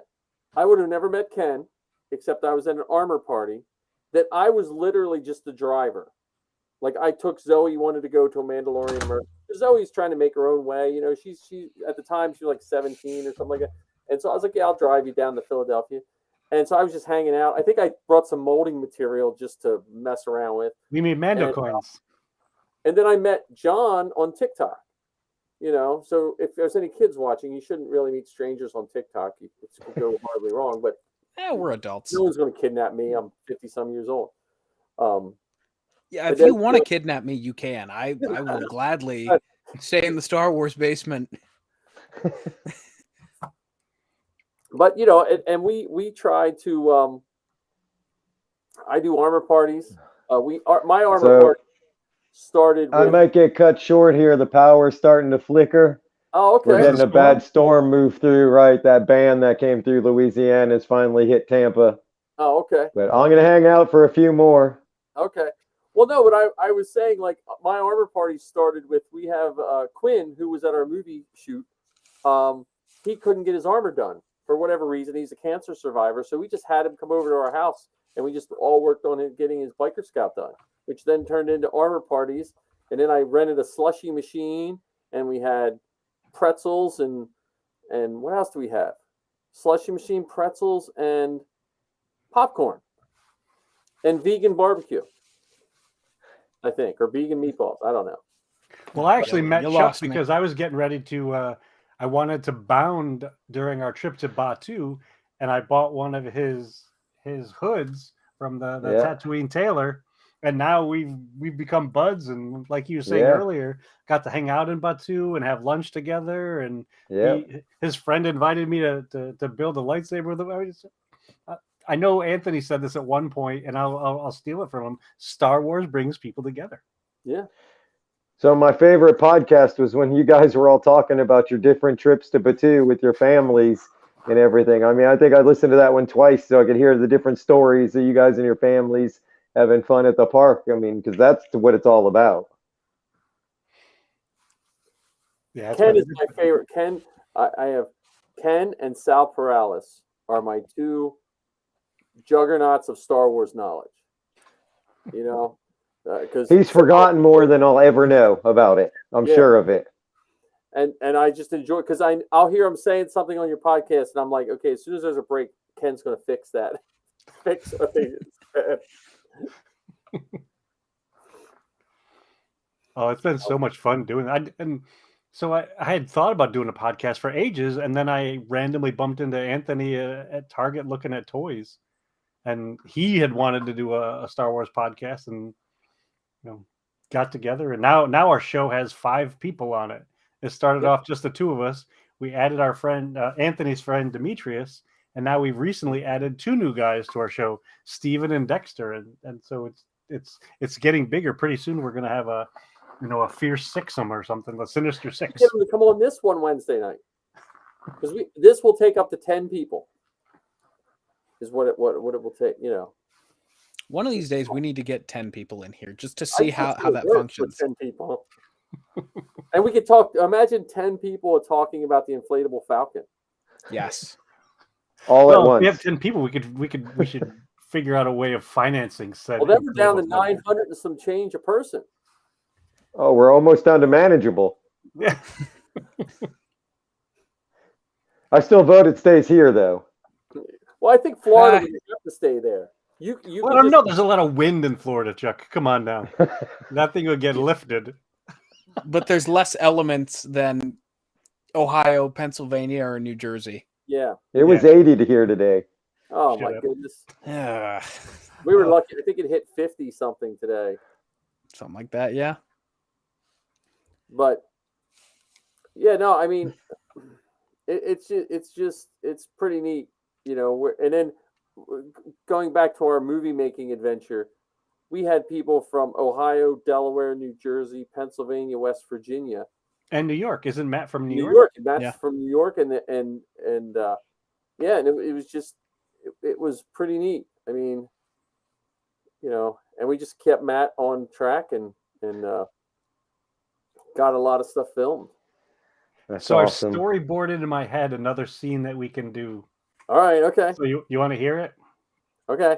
So the setup shot is a vendor's stall, and you've got the surly vendor operator behind the counter. There's a banner above his head that in Arabic says phones, and then on the counter you see all sorts of different communication devices, and then into the shot from the right and the left you have two stormtroopers walk in, and they're just jibber jabbering, talking about their communicators aren't working properly and everything. They get up to the counter of said phone stall, and the one TK says to the other one on the counter, and he says, "Sir, hey sir, look, droids." And he picks one up, and the vendor says, "These are not the droids you're looking for. move along, and then they walk off the screen. There you go. That's it. Well, I am excited about that place that he wants to do the next scenes. Yeah, I And we really. have us to thank for that. Yeah, I mean, where else would he have found out about it if it wasn't Right, for this so the podcast Marty- right here? Showing him. So who knows? This could be like a episodic movie. If I just want the movie to come out. I know. That'll be fun. I think it'll be cool if we do a launch party for that too. Well, I have a picture of you with the boom mic and a picture of a stormtrooper standing on the hill. So, like my door in my classroom, I have a sign that says, "What is Mr. Hinton doing?" And it has, "This is what I'm reading. This is what I'm listening to. This is what I'm building. This is what I'm working on." And I put the picture of you, Ken, with the mic, and I said, and it's just like a conversation starter for my students. Sometimes if they're having a bad week, they want to talk about something other than and they all like. That's our guy. That's our guy. Boom Boom. In my back. Yeah, I'm back. There you go. We have to get you a camera stand. Right? Well, I had to plug in. My battery was going to die, so now then the plug fell off the table. Yanked the phone with it.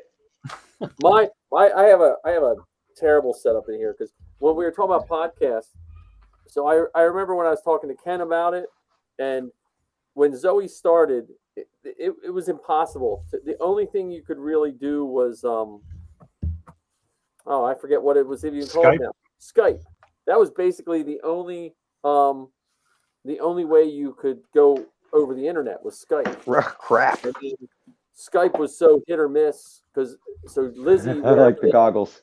Drop off, and then we had clear feed and all kinds of stuff. And then when the pandemic hit, it just fixed a lot of the headaches. Like this piece of software we're using that probably barely existed affordable for the average person before the pandemic. Do you ride around town just like tech, Is that, John? Is that your tech? Yep. No, it's your tech goggles? Well, we have 4 of us. We could do the Bad Batch. Yeah, we could. So there's tech. All right. So who's going to be Wrecker? Well, I think I'm the chubbiest one of all, so I could be Wrecker. I have a Hunter helmet going on the printer now. There's Hunter. So who's that leave me with? The mean guy? You could be Echo. Echo. Yeah, I guess it could be Echo. I don't know. I like the mean guy's helmet though. Yeah. Do you think he's gonna be redeemed? Star Wars has always got redemption. Yeah, I think they're teeing it up, but I'm glad they didn't do it in the first season because I feel like that would have been a little quick on the turnaround. I think if they do it in the second season, it'll be enough time to marinate on the fact that Crosshair is Imperial. Would also give Crosshair an opportunity to really see what the Empire is all about. Right. I mean, right now he's appreciating just the sheer organization of the Empire and sticking to the rules. Because what's his big thing? Good soldiers follow orders. Yeah. Mm-hmm. Well, and his redemption could be sacrificed too. Yeah. I'm going to be sad when they wrap that up because the Clone Wars have such a special part. I don't want it to end. Like I kind of liked it that it didn't end. That you always just had that hope for more.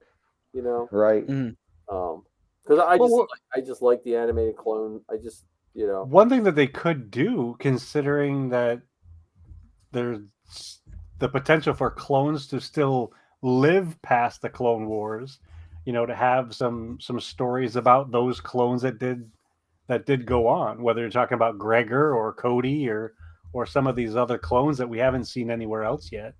I want a short on the retired clones that when they found Rex, when the Rebels found Rex and those guys on that old 6-legged walker. Yeah, the walker. That fishing. I want that buddy story. Right.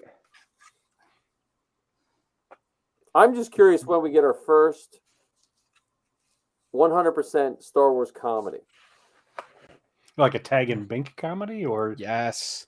or just like Seinfeld, but set in Star Wars, or The Office. I'm still waiting for the fan film The Office, but it's set in the Death Star office. You know? We can do it. Yeah. So my wife wants to make an officer and a Jedi. There you go. See, there. Get that fan film written. Yeah.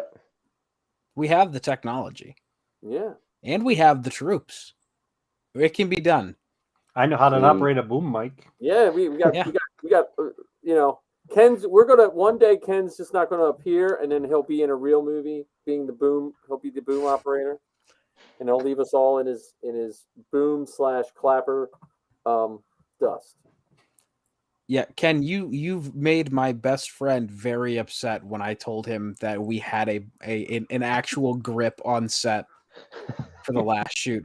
Because I know I've told you guys before, I have my best friend in the whole world. When I first told him that I was going to do this fan film, he's like, "Oh, I wish I could get the time off. I want I don't know, one of his like weird like aspirations is to be a grip in a movie. Mhm. I don't know why, but it is." So when I told him like, "Yeah, we didn't have a grip for the first shoot, but we did for this one." And then I told him, because I was telling him it's been a while since I caught up with him, but I told him that I've been doing this, and I told him like, yeah, the Ken, one of the guys on the podcast that I do, he was our boom mic operator, and he was very upset. Maybe I should start selling and signing some of those 8x10 pictures, and it'll help fund our inflatable Falcon. Yeah. Pink shorts and all. Pink shorts and all. There he is, right there, in all his glory. Well, considering that John has the technology to make stickers, maybe he can make stickers boom boom, and I can put those on the back of my pink shorts. There you go. Oh man, boom on each cheek. Come on, man. That's classic. It's asking to be made. Oh yeah, John, how did your pictures with all the profanity go over? Whoa. Inner Circle took them very well. Thought they were hysterical. Not Inner Circle. Wow. That was a whole nother conversation where it's like, yeah, I'm gonna share them because I like being a needle pusher, but yeah, you might want to blur out some words. Yeah, especially the C one that was not taken too kindly. Yeah. You might want to change that to Corellia or something. I don't know. Yeah, I don't think I shared it on TikTok at all, but Yeah, I did post it. I posted it on Instagram, Yeah. which far less following, far more I showed people my that I wife actually on know. Instagram. She got a kick out of it. Yeah, my Instagram is a lot more people that I like, because it's surprisingly I've just turned my personal Instagram into just like my cosplay page. Yeah. Because I don't my Instagram is literally just so I can stay up to date on the NFL. Oh, okay. And see like other cosplays and Star Wars updates, but I don't use Instagram seriously at all. So like it's half and half, where it's like people I know, other cosplayers. That's my following right now. So like I'll post pictures of my Mando cosplay. People I know think it's hysterical. I get questions, comments, and very much so concerns when I posted those pictures. Actually, so speaking of costuming, I'm going to throw out a challenge to all four of us. I want to see pictures of you in your costumes in the real world. So Chuck, I'd love to see you Count Dooku, go into an ice cream stand, or So I'm invited back again. Oh yeah, absolutely. Anytime. You bet, 100%.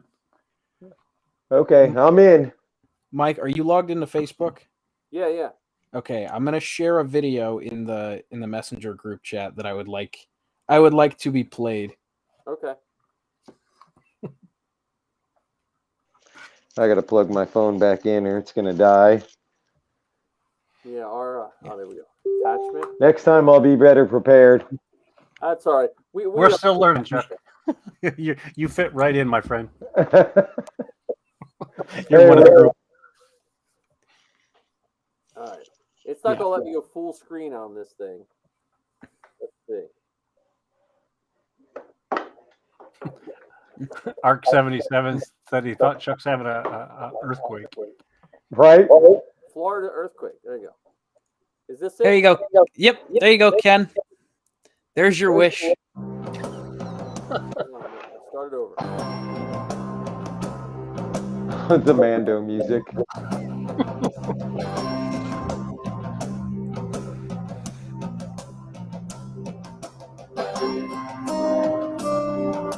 Are you looking for a new Razor Crest? Yep.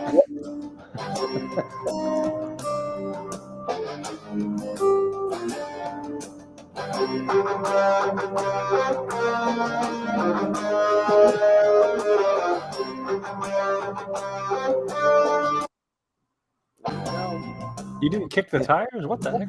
I thought everybody kicks the tires when they go out looking for a new car. Yeah, so a little backstory on that. That was the first day back at work from our first shoot. And I hadn't taken my tote out of my car yet. Because I virtually slept the entire next day. And I did not want to... That's the one I wasn't happy until I was sure you weren't dead from driving home. Yeah. Well, you should have been more concerned about this last time. Oh, okay. Well. But yeah, so they begged me to suit up in my Mando and do a TikTok for the page. That's funny. I love it. I'll have to check. I think I have a video of me and my TK going into a pizza place on the beach. You've never seen the TikToks of Sappy riding into cars 000? Oh, going to get popcorn? Yeah. With all the swearing?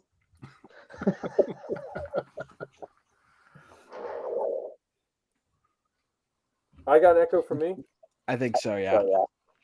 Oh, you know why? Because I had to, hang on. Let me make sure. Make sure I don't have another window open with our video. How about now? Still echo? I don't hear it anymore. Okay. I probably had the video on of yeah.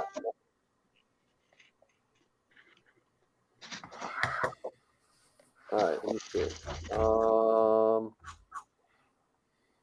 See if I have any. Chuck, I've got to say, considering that you mentioned earlier that Lisa's not a huge fan of Star Wars, I'm very impressed how she's gotten into it. Well, right. If she's putting on a TK suit, especially the female TK, that's not a comfortable suit to wear. No, she jumped right in. I think she handled at about 3 troops and then was like, you know what? I'm all in. Get me a bucket. Well, there is something I've always said since I started. It's equivalent to being invisible. You could be whoever you want when you got a bucket on, and it doesn't matter, you know. And you could do such nice things for everybody, and just have a good time doing it, you know. Yeah, the being anonymous yet part of 100 or 10 or 5, you know, makes it awesome. Is that me echoing? No, I don't think so. I'm trying. I have too many windows open. Let me just make sure. Let me close. Sometimes we get an echo. There we go. I closed the other window. So walk through malls. Yeah, there we go. Walk through malls. Yeah, I go back to when we were at Steel City, and my favorite picture is still the one you got of when the kid in the Grogu hat, and I really wish you would have gotten the picture with me actually kneeling down next to him. I am the world's worst photographer. I will say that. I have all my kids first are 2 seconds too late. You know. Look, your first jump in the swimming pool. Oh, she's already in there. Yeah. Here, let's see if I have. Yeah, Walk through malls yeah. Walk through malls is a good one. where everything's half off. Yeah. Though we don't really have many malls left around here. You know. How about a farmer's market? Oh, there's the picture. Farmers market. Yeah, we could go to an Amish stand around here. So we got the new St. Pete Pier opened up last year, I think. Trying to get a few TKs to go down and walk around. There's John and Baby Yoda. Yeah, I think the second one I sent you is a little better. Oh, okay. Let me see. There it is. Again, that's the day. It still amazes me. We were walking around. I was taking pictures. Zoe was as 000. John was as Din Djarin, and Marty was Chewbacca. And I turned around, and we had a Boba Fett with us too. Yeah, that's the. Ah, there we go. Yeah. See, he won't let us down. He doesn't want us to walk through malls. He wants us to walk through malls.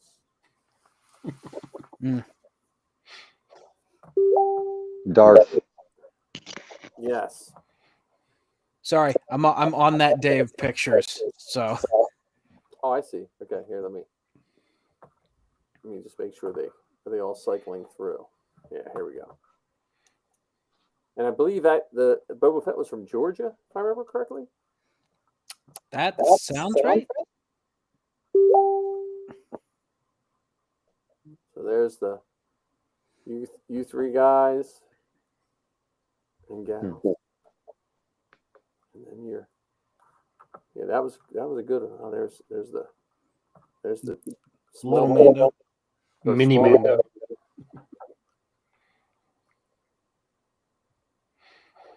Yeah, that was a good day.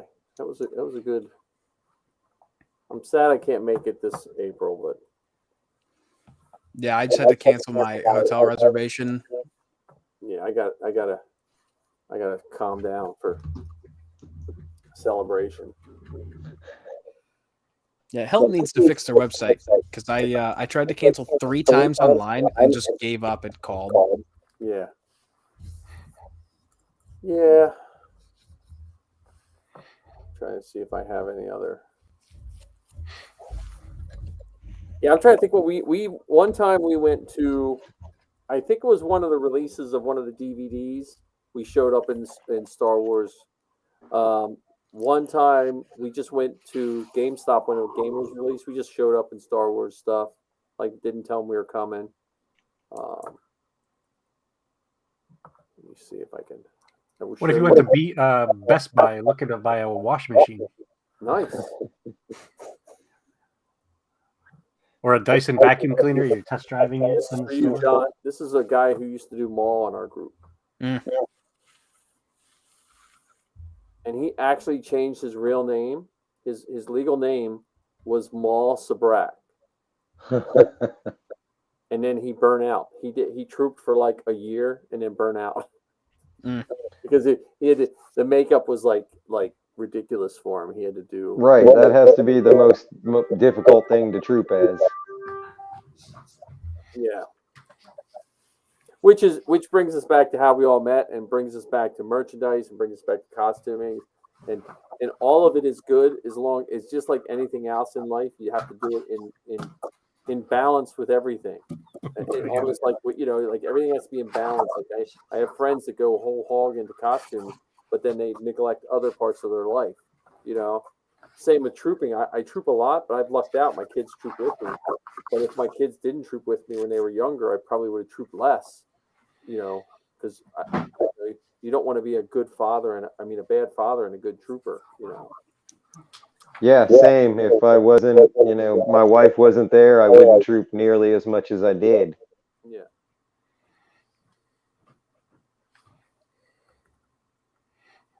And I'm I'm at 48. I just hit my 48th troop. Yeah.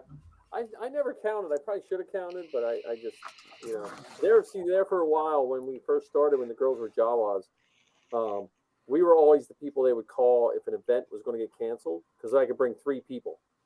They'd be Right. like, in the summer, I didn't work, so they'd be like, you know, like last 2 weeks of June and most of July, I didn't work. So I get called for a lot of those troops. Though the 4th of July parade, I'm never doing again. The Philadelphia parade, I about melted in my armor. Yeah. I've handled more than I have trooped. Well, the handlers are the unsung heroes, though, because they Yeah. get the glory. They have to show their face. And, you know, most of us in some way, shape, or form are somewhat shy when it comes to just, you know, and they have to deal with all the nonsense without, you know, and so I respect the people that do that a lot. Yeah, you My can't favorite troop without a part of handler. handling Yeah. is when I see a family put their kids in the picture, and then I turn to the person taking the picture. Do you want to get in? And then they get super excited. Oh, you'll take my picture? I'm like, of course. Well, my wife used to tell me stories. We used to do the Franklin Institute, and she would hear the behind the scenes. Like, people would be talking, "Hey, Lucasfilm must pay all these people and this and that," and what, you know, which was a compliment when you think that they think you're getting paid for it, you know. And my wife would always correct them. I was always a big fan. I always thought our handlers should have shirts with like QR codes on them. So, you know, like on their back. And so if someone says, "Hey, how do I sign up?" Instead of making these handlers have to hand out all these cards and just say, "Oh, here, take a picture of the back of my shirt," and they'll take you right to where you want to go. You know, the one of the guys in our clan has some sort of radio frequency thing built into his gauntlet that they can scan his gauntlet and it connects to something. I've seen those. That's pretty cool. The I know the Maryland Garrison, they printed out all the CRLs, and they have like a CRL Bible on their table. And when someone comes in and says, "Hey, I really like the blob," and they're like, here's what it takes to do that. You know? So our Rebel Legion here has a lot of those done up on their booth tables. Okay, here's Jedi, here's Princess Leia. Well, and that's sometimes nice to people to see, because then they can see it can be done. Yeah, it's obtainable at that point. Yeah. And I always say you need 3 things to build a costume: skill, money, and time. And you just have to figure out what you have more of and what you have less of and balance it all out. You know. The one costume I want to make it to bound Batu in is I want to make an Elan Sleaze Bagano costume. Okay. And then are you going to look for death sticks? Well, I'll be handing them out Oh, okay. in Batu. I mean, you want to buy some death sticks? Just go into spend the whole day at Olga's Cantina trying to sell everybody death sticks. That's a good conversation. If you had to pick like a character that maybe no one knows about, what would you do? Like a real deep cut costume. Ken, so that would be your deep cut? That would be one of them. Yeah, I think so. What's an NFC tag? I don't even know what an NFC tag is. I don't know, but Oh, that's what my TK's guys got in his gauntlet. Yeah. Yeah, it's the same premise as like Apple Pay or like Samsung Pay. Oh, nice. So it's a very low frequency. Ken, what kind of car do you have? A Kia. Do you have like the just the key fob with the push button start? No, I'm not that fancy. It's the same premise. It's a very low radio frequency that it's all based on proximity. Okay. So I could have one arm with my info, and the other arm, I could have people pay me. Yes, actually, because you can have one that's all your info, and the other can be like a link to your Venmo. No. Because I looked into them because I've got a small T-shirt business on the side. They make like wearable business cards that'll go straight to your website. So now you got me. Now I got to go put something in Zoe's gauntlets on her Sabine. Now I'm always promoting. They're actually surprisingly affordable. Well, what would be cool is if you were like, it's neat when guys have cards to hand out, with them in their armor. Like a lot of our guys have cards, but it would be neat if you made yourself a digital card as well. Mhm. Just for because at cons and stuff, if you're a TK and you don't have a handler near, you don't have anywhere to carry your cards. Right. Now I 3D printed a couple TKs special card holders that would fit on their belts and stuff. Yeah, replace the box. Yeah, well, no, it goes right behind on the Sweet. right behind your holster, and so you can like reach behind and slide a card out. I thought about making ones out of the drop boxes in TK, but I hate those stupid drop. I don't want to make anything any bulkier on those stupid drop boxes. No. I saw someone in the Droid Builders group that did they did an astromech with a trading card feeder. Nice. You can just put one of those money guns, that you shoot money to make it rain money. All right. One of those in there. But yeah, because I don't know if there's any off character ones but I like any of the Cantina ones. Mm-hmm. I liked all those just one shot Cantina. So I've seen a bunch of guys do the band, but Yeah. I like the wolf guy, that shows up for half a second. Mine's prune face. Prune face. Yep. It's my holy grail action figure, and that's also my that's the one I would do. E.T. Who? E.T. Oh, E.T. Oh yeah, because that's a Star Wars figure. I got this guy. It just won't fit on my fat head.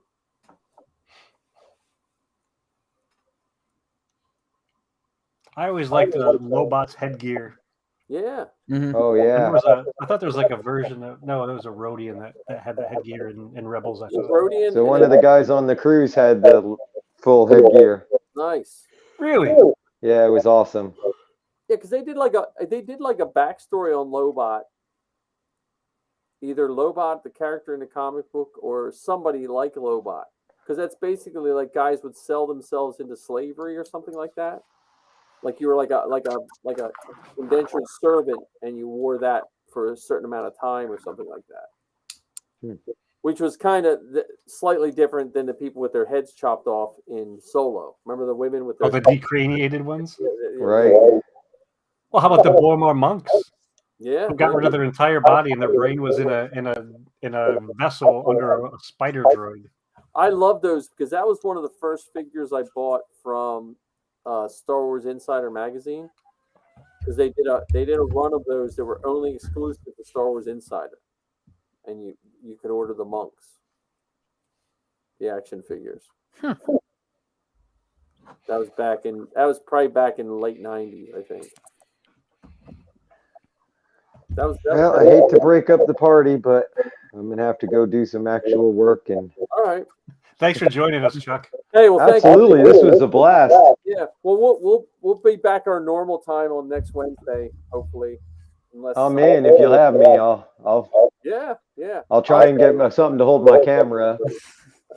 And I think I'm going with some over-the-ear headsets. Yeah, well, I'll send you a link. We'll put you in the group for next week too. Absolutely. You're the best, Chuck. Hey, you guys for hanging out.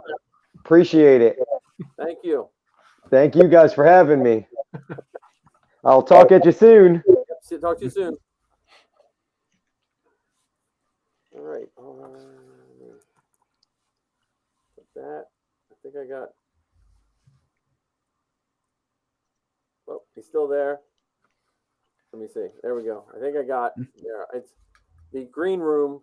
I got the green room taken care of. But yeah, I don't know.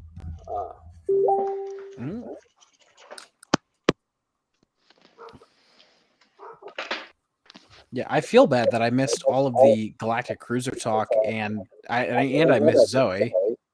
Yeah, Zoe was in between because she was just like, she had some stuff to do, and I didn't think she wanted to admit that she had stuff to do. So I think she was just trying to be nice for her dad. So because she was here she had to go to her summer job and get some paperwork Tuesday night, and then she went back to school Wednesday morning. So So the two biggest takeaways from Chuck's conversation about the Halcyon: one, it's awesome, and two, you should go in costume. yeah. Well, have you guys ever gone to a Renaissance fair? Yes. The Never PA in costume though. PA Renaissance Fair. Now, I haven't gone in years, but when we used to go, if you felt out of place if you weren't in costume. And you didn't have to have an elaborate costume, but you felt more of people treated you differently, not on purpose. It just and I can see that with the Star Cruiser. I as much I hope to go someday. I just right now that price point is still just a little tough for me. For a family of 4. Well, if we could get that inflatable Falcon and sell, rent it out. So we have to start a rental company, buy the inflatable Falcon, hire people, rent it out, and then in about 20 years we'll be able to go. So, yeah, that sounds about right. Well, I mean, if we charge even half of what the other companies charge, we could have that thing paid off and be 20 appearances. That's true. Mike, there's still just a touch of an echo. I don't know what it is. I'm trying to. Is it the echo of you talking, like everything coming back through? Yeah. I'm closing all these windows. It's like, there we go. There's that. How about now? Is it on my side? Yeah, I can. It's immediately like right after you talk, and my ADHD brain makes it difficult to process. Maybe my mic is too far. How about now? Possibly. Yeah, it's still there. I don't know. I have everything closed. I'm hearing it now. You're hearing the echo now? Say that again? Yeah, I have an echo when I talk. Yeah, I have to rearrange my borders too. All right. I don't know. It could be my mic picking up too much. I'll be right back. The puppy needs to go out. Uh-oh. How about now? I'm trying to. All my levels are on. Yeah, I have my speaker. Well, my headphone speaker is the only thing I can picture it picking up. I don't know if it would be that loud because it's at the same volume as what I'm talking.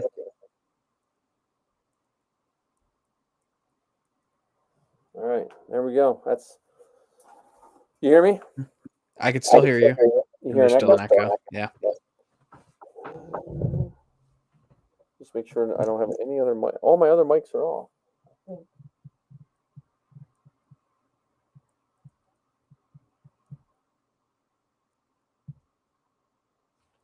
I have my mic. Let me see if I turn the mic down a little bit.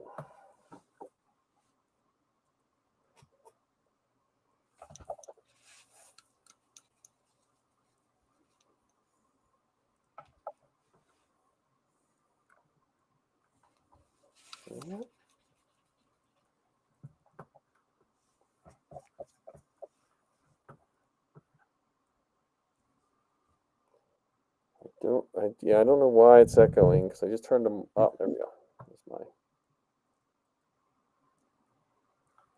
microphone.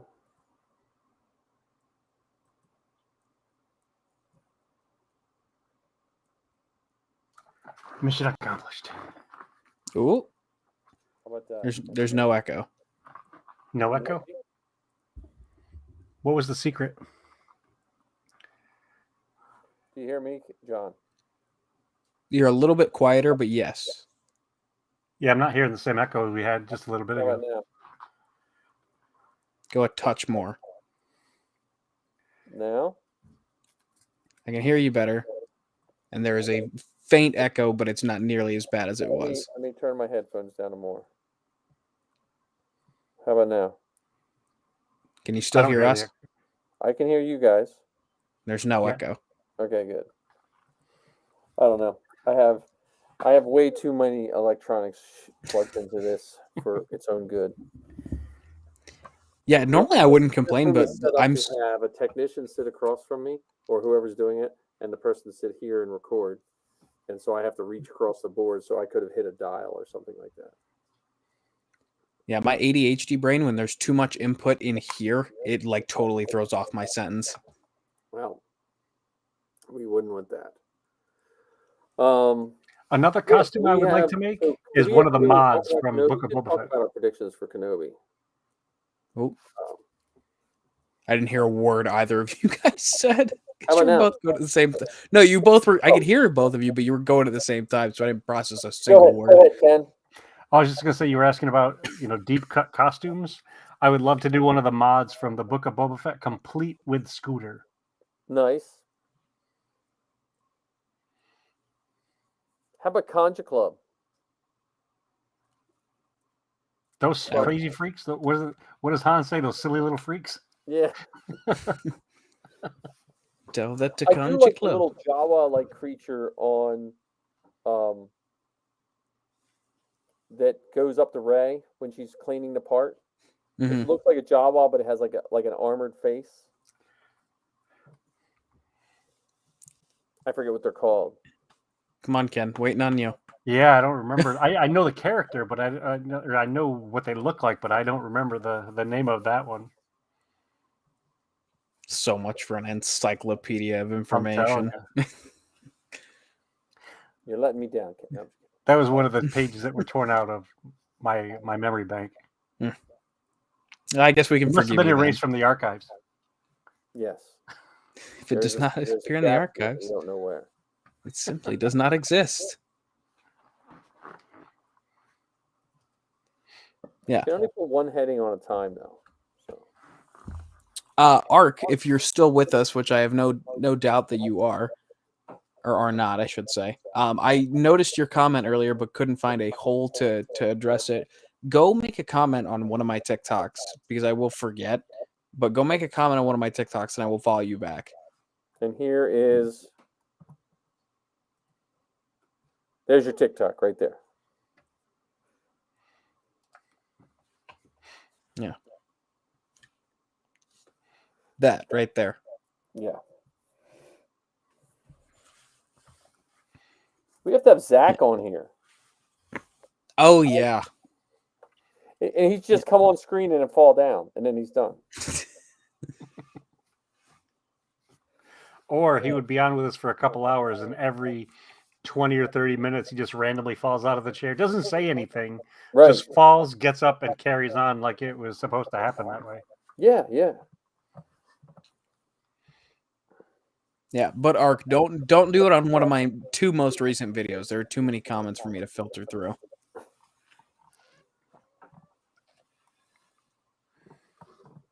I'm still irritated about that, though. It's like zero effort was put into either of those, and they're some of my most viewed videos. Yeah, but I think people want short and sweet. Like one of them's 45 seconds long. Yeah, but it has to. It caught their interest. You know, True. like you have to appeal to the masses. You have to appeal to the lowest common denominator. Yeah. Because like even I like certain things, but some people take too long to talk about it, and I know it's going to be a good video. There are people I follow, and I just scroll past it because I'm like I don't have like 2 minutes for the setup, you know. Mm-hmm. And then Ken's not on TikTok, so he doesn't know what we're talking about. Yeah. I've thought about doing it, but then I'm thinking, I don't know if anyone wants to see me that much. Ken, if they want to see me, Ken, if you did a Star Wars fact a day with a green screen behind you with just a random Star Wars picture, you would have 500,000 followers in a couple months. There are people on TikTok that tell facts that me, and John know. Like they make facts like they'll be like, "Did you know that Star Wars was filmed in Africa?" You know, and that'll be a fact, and they'll get like 10,000 likes. Shit, I can do that. You know, like stuff, or they'll be like, you know, like they'll just do all kinds of stuff. You know, did you know that there was a human being inside of, you know, R2D2? His name was Kenny Baker, and that's it. That's their fact for the day. And you have to learn to hold your microphone like this when you do the video. It seems like those guys get the most. They're holding their iPhone microphone. Oh, that's funny. Yeah, Yeah. see, look right here. Your number one fan says Ken needs a TikTok. Yeah, and Ken, you wouldn't Hey, even Ken. need a green screen. TikTok No. has a green screen effect built in. Yep. I mean, you should try it, Ken. I think you would have a blast doing it because the one good thing about the algorithm, whether you like it or not, it does eventually build to what you normally look at. You know, like mine is just all Star Wars stuff, pretty much. Never accidentally stop on a pimple popping video, or you'll never get rid of those stupid things. Yeah.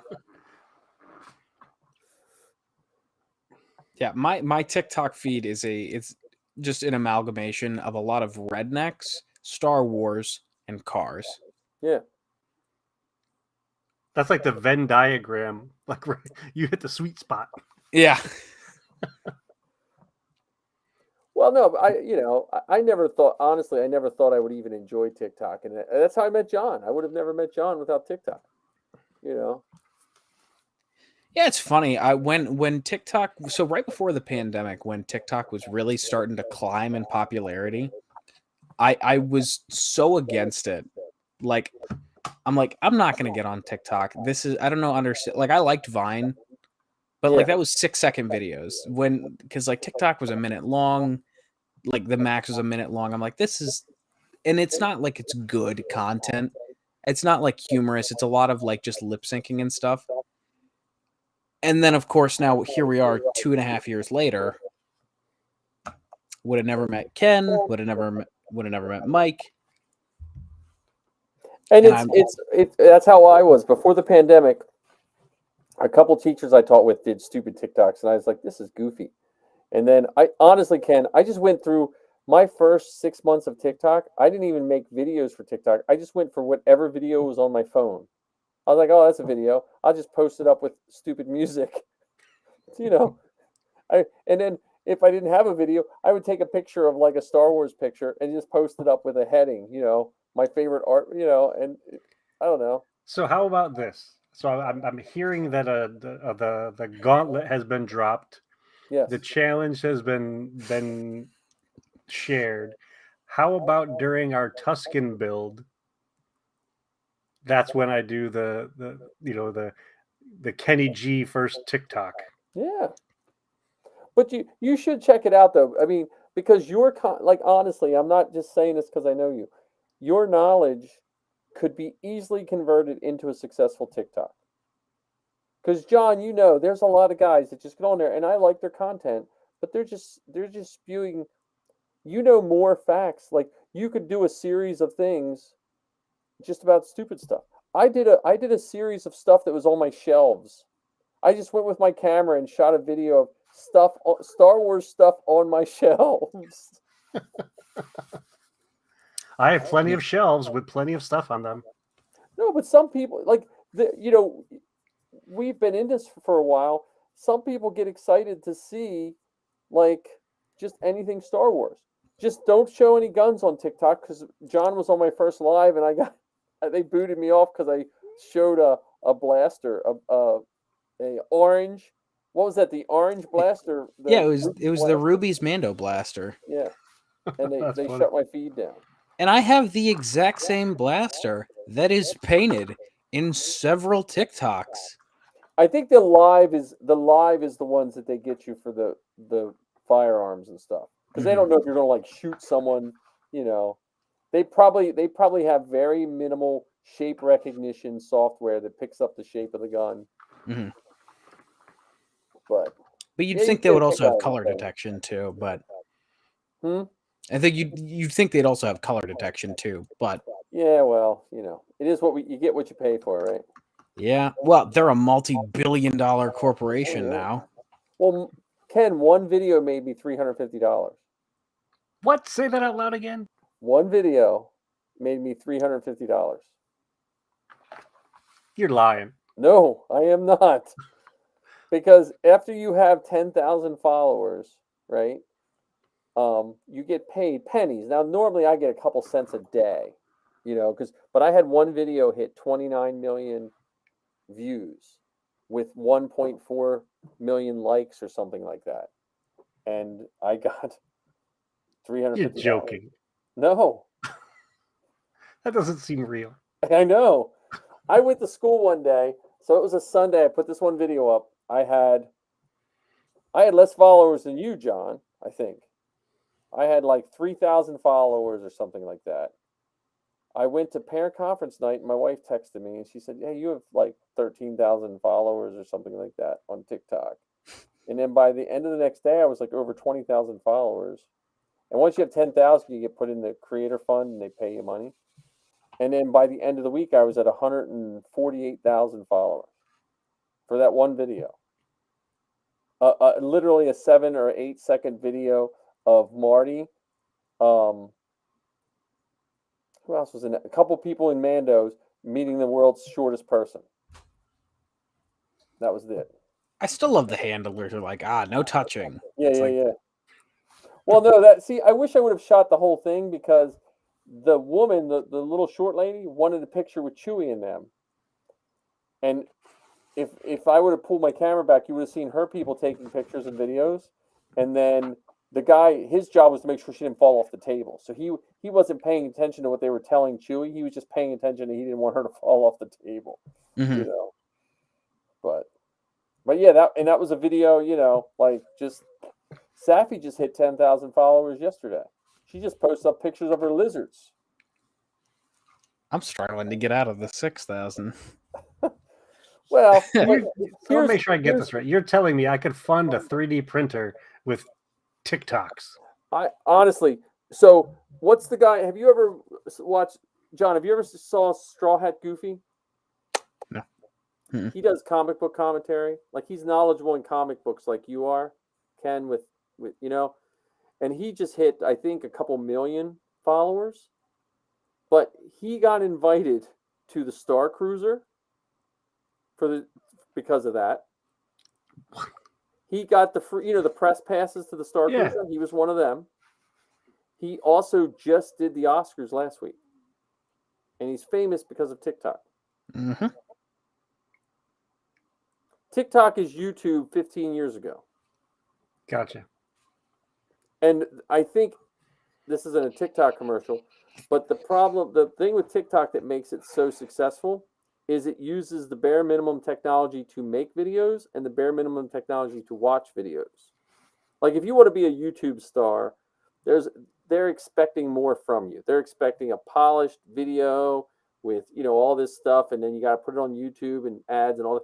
TikTok is not expecting that. There are people that do the polished videos, but overall, most TikToks are shot handheld with a phone.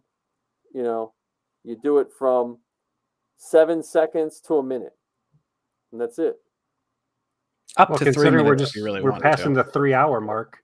I think we could handle 60 seconds of any conversation or but I think honestly, Ken, if you just watch some of the Star Wars TikTok, there's stuff that you could put together a good brand of TikTok. And you're talking, if you're doing short segments, you might spend maximum of a half hour a day putting together a couple segments. You put them out there, and half hour, huh? Half hour. No, I'm saying full total, like writing down what he wants to say. If he wants to do a factoid, like with his factoids and keep track of them, because I've done ones where I forget what I did, I wind up doing the same one twice. So no, but I mean, if you spent time just throwing stuff out there, promoting your podcast, stuff like that, and then you build that. What's nice is you build that repertoire. So when my big video hit, part of what I think helped me was I probably had 6 months of stupid videos that I already made.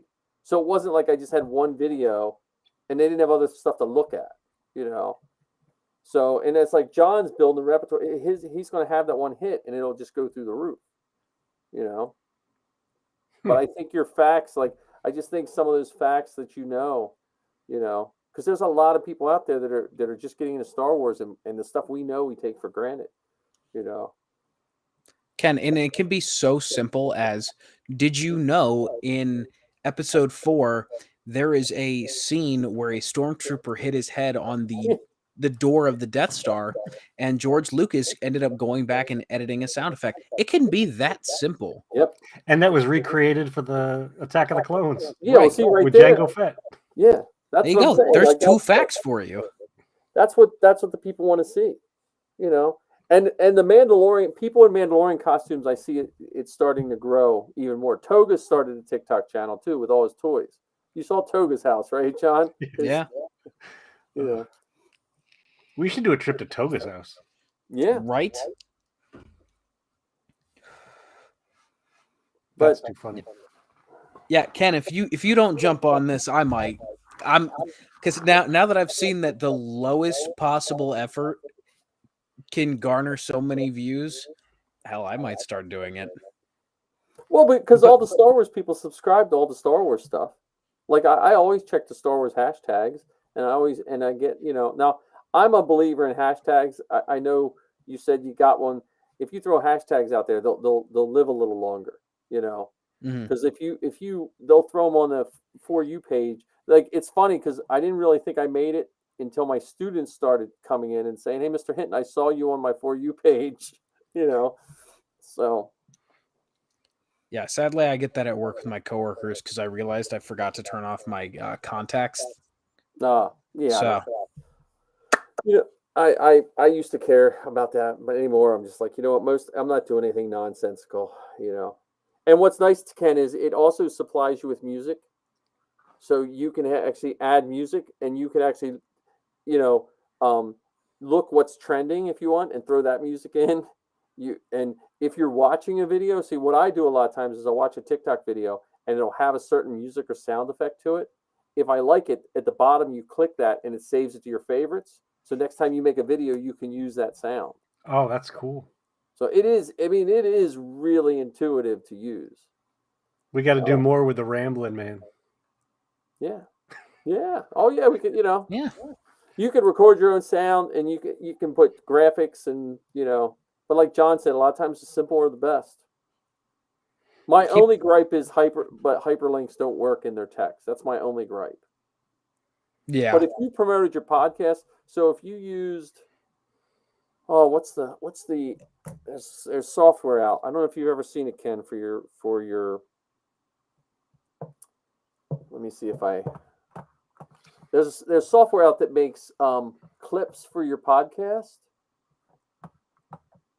Let's see. Yeah, and while he's looking for that, Ken, it all goes back to Kiss.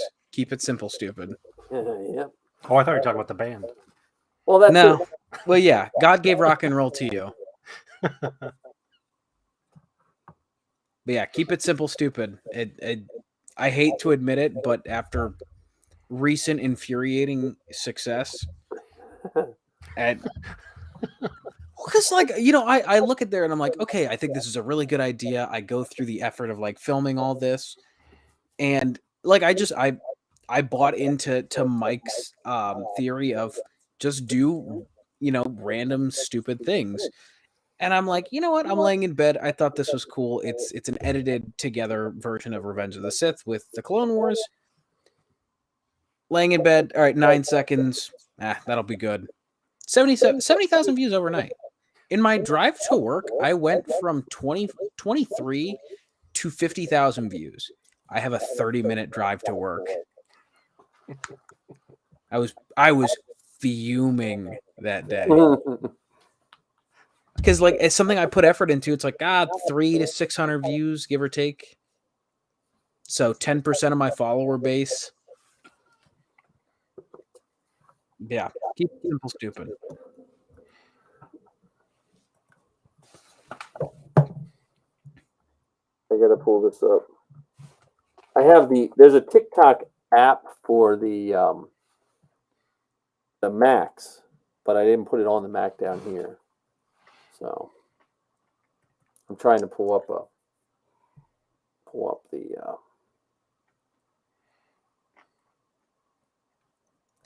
Yeah, Ark, you got a point. I hate to agree, but yes, you've got a point. What do you say? So that's because it's something a larger population can agree with. Yeah.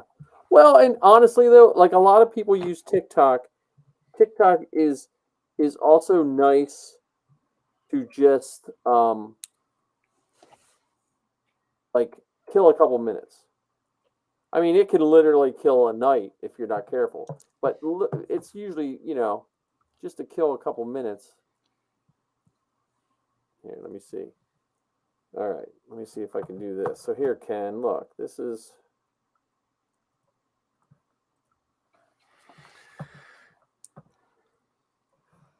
So there's my TikTok, right?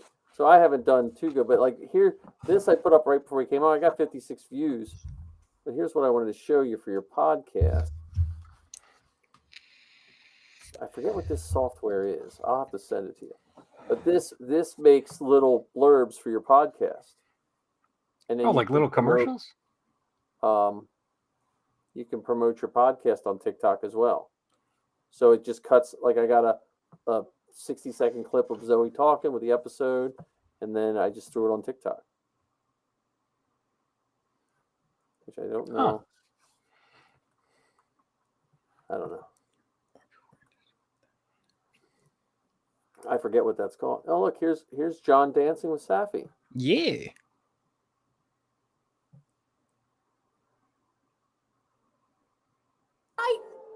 There we go. All right, put him up. Yeah. See, that's the sound. Guy from Fortnite. I hate that sound. I know, but that one got 1,300 views. Here's this. Wait a minute. Where's my pinned? I don't know why my pinned are not in here. Oh, wait, no.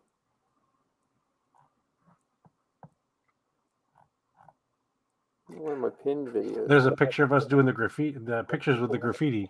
Yeah, I was about to say, I see my name up there. Where? One of your more recent ones. There you go. Yeah, right The here. far right. Yeah, right here. Fearless Friday.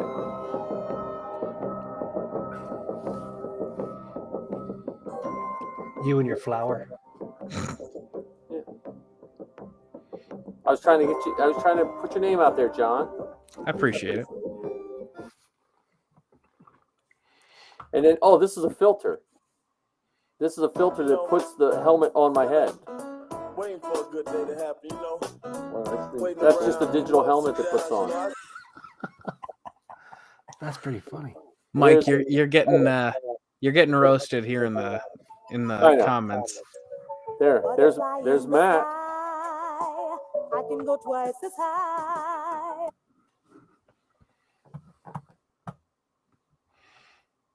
I know. Hey, look, I find something I like. You know what? I ate the same lunch at school for like 15 years. I've had Taco Bell 3 times this week. There you go. I get it. See, here's another filter. I don't know why it's not playing now. They probably took the filter down. That's the only thing. Sometimes TikTok takes filters away. They just take them away. And they're like, oh, no more. Just like Taco Bell. Where are those taco fries? They're back. They're awful. I hate them, but they're back.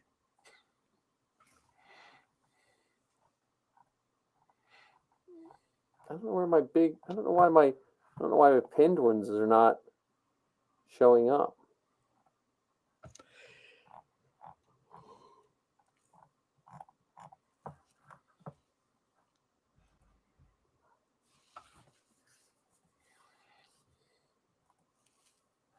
Oh, here's a color changing filament.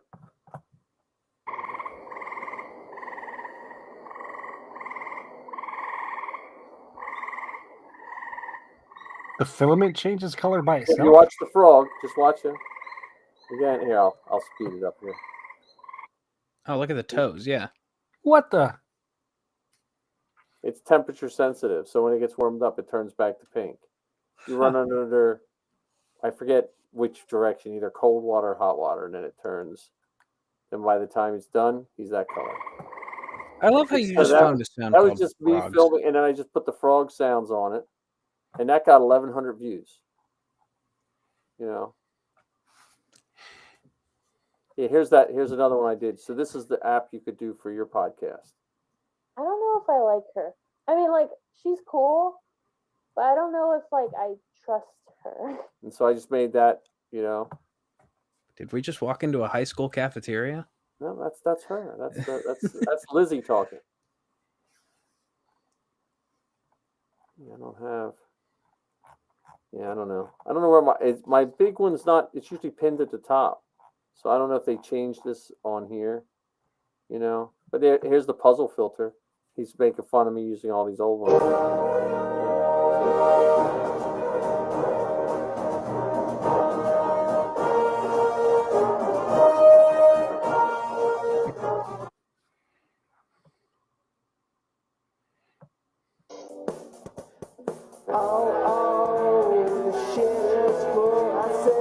So that's that.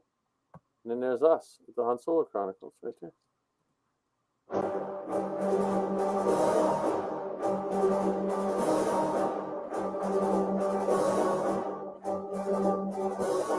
That's too funny.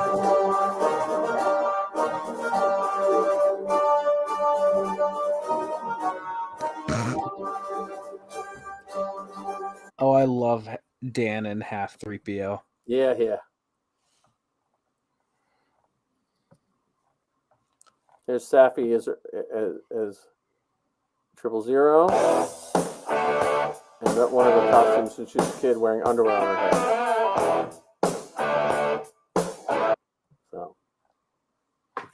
Oh, and then my final one, and I'll stop this, but this is my MTV homage.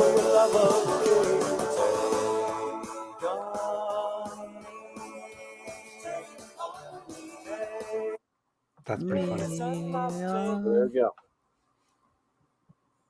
Now that one only got 560, where this one, but anyway. It's luck of the draw. TikTok sucks. Their algorithm's terrible. But it is fun to make. I was just going to say, it looks like you guys have fun doing it. For instance, did you see this shot? Close this. There we go. There. But yeah, I don't know. I suggested it's just kind of. It's dumb fun. Yeah. That's awesome. Yeah, but and I've been lazy with my TikTok for the last couple weeks between the shooting of the movie and school and my dog and my hot water heater. So I usually try there for a while. I was trying to just consciously do quality stuff for like a half hour a day. Just think of something to do. So, nah, quality's out the window now. It's all about the low effort. I tell you what, I get most of my ideas is when I see a song or a sound effect. That's what makes me think of stuff. But I'm going to start documenting me building this other side of my room. So I'm just going to start post those up. Someone's going to like it, I'm going to eventually I want to do ones on all these things behind me. It's good because it does two things. It lets me, make videos of them, but it also gives me a reason to take everything down in dust. So it's a twofer. Yeah. You say get that TikTok for your podcast going. Though Demetrius, that might make Demetrius's head explode. He's like, what? TikTok. What are you guys doing now? That's just wild. You guys are wacky. I bet you Anthony would be a good TikToker though with his background. He would take it to the next level. I mean, that guy he does all of our little photographs, and he was doing the audio editing of our show and everything. The first time I did it, it took me probably 7 hours to edit the audio of our first episode for an hour-long show, because I was getting nitpicky about too much space in between our comments, so I would cut all the dead air out and everything like that. Oh yeah. When Zoe started that, I would go through and I'd run it all through Audacity and level out the sounds, and I was like, I was just like, look, you got to turn your mic up, and we're just gonna shoot it. Whatever's on there, unless you need me to cut it out, it's just going there. Yeah, our last episode that we recorded, my volume was awful. I could barely even hear it because I listened to it on the way to work one day. I'm like, I can barely hear myself. Yeah, so I don't know if you, with the audio, have you ever used Audacity? No. So if you run it through Audacity, I forget there's an add-on in Audacity. If you just look up level sounds, you run it through Audacity, it'll level out all the sounds. So because what used to happen is Zoe used to always talk low and Lizzie would be loud, and you couldn't. It would be like you'd be listening to half a conversation sometimes. So I had to run a bunch of them through that. But yeah, there's this website called Headliner, all one word, and it's free. You can do 3 headlines a month. And you can make little blurbs for your podcast and put on social media. So, Oh wow, if you're looking for something fun to try, that's only if we were recording once a month. We haven't gotten that rhythm down yet. well, right. But if you get to do 3 a month, then you can promote all your back things too. Oh, you that's know, right. We do have a catalog now. We have got 21 episodes to hear. Yeah. And then I got to talk to Colin for you, John, and then we'll get CreatorCast back up and running. Yeah, I'm always down to talk Star Wars, so hopefully Yeah. I can get on some sort of consistent schedule. Yeah, Thursday's just a bad day for me. Yeah, well, today was I just didn't feel like we wanted to skip a whole week. I was worried if we skipped the whole week, we'd lose the momentum, and then it'd be like, oh, and then Oh, I tell don't you know. what, Ark would be mad if we went a whole week without us. I know, right? We should have Ark on. Maybe Ark, you want to be on next week? We'll have Ark on. Then we'll only have one viewer though. Ark's down for being on with us. Yeah. Yeah, Thursday is my late day at work. Yeah. And like I said, if you've got someone who shows up really any day, if you have someone that shows up in the last hour, that's a kiss of death. Yeah. For getting out.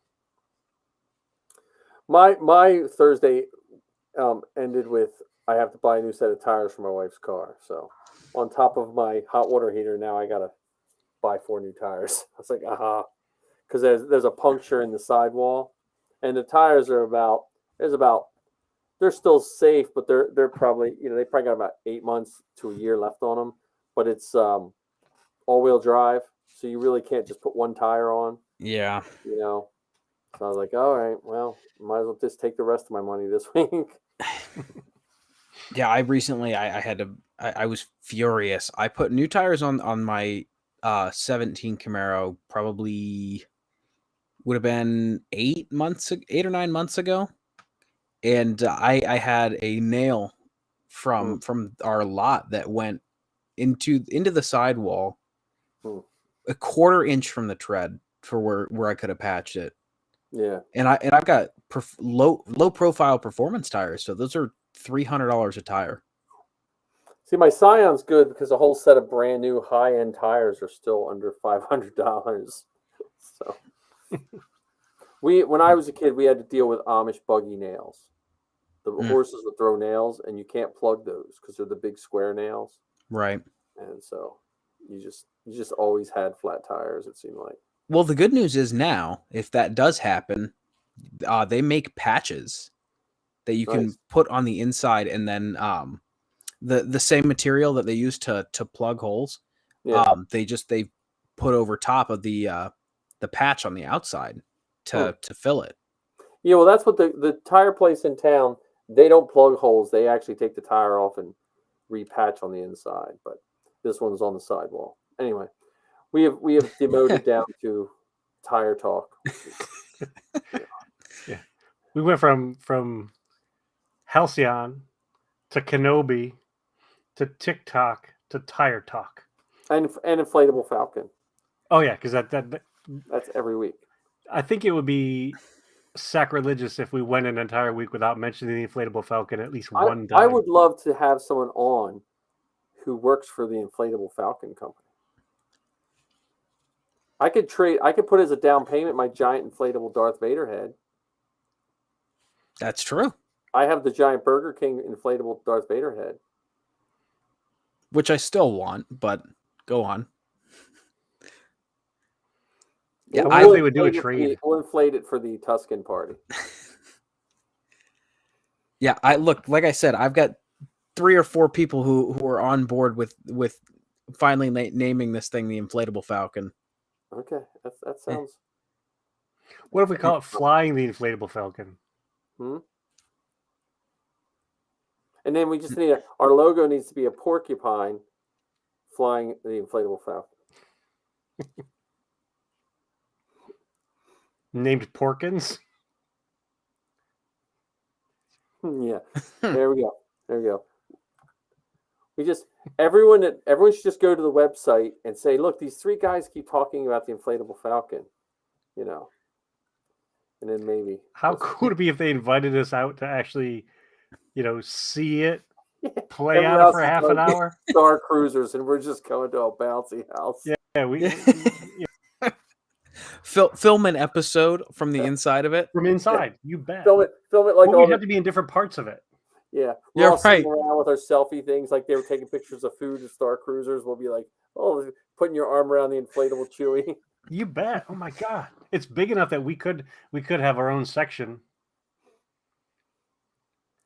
I call the slide. I'm just thinking like a nice, cool fall day, just like sleeping in that one bed, like just have it on inflate, have the hum of the $398 per fans that you have to buy.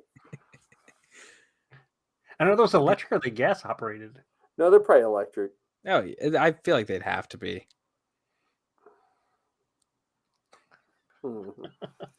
Yeah, well, I would be halfway there between my hot water heater and my new tires. I would be almost halfway there for the Falcon. Yeah. Well, on the Falcon note, I think I'm gonna pack it up for the night, guys. Yeah, I gotta pack it up too. We did go 4 hours and 45 minutes, right? No, 3 hours 53. I mean, if you want, we can stay on another 7 minutes just so we can reach that 4 hour mark. I mean, right? Yeah. Why do I have a 440? I have a 4. I don't know what that even. Well, means. That's probably starting from before we went fully live because you were on playing with Weird Al. Oh, you missed the Weird Al video, John. No. Let's end with the Weird Al video. Hang on. There we go. We'll go it out. Go out in style. Yeah. And then that'll also get us. We won't be able to make any money off of the show because of that. Even if you're just playing it from YouTube. Yeah, I think sometimes. Sometimes they just cut that just because they don't want to be bothered with it. Oh. What if we sang it? Well, then we would just not get any money because people would be not wanting to watch the show. Oh, fair enough. Yeah, I don't know if us watching over top of it. I don't know if we would constitute under the Fair Use Act. Well, I would use it fairly. Now, Mike, is this one with you on stage? Of course. This is a 2013.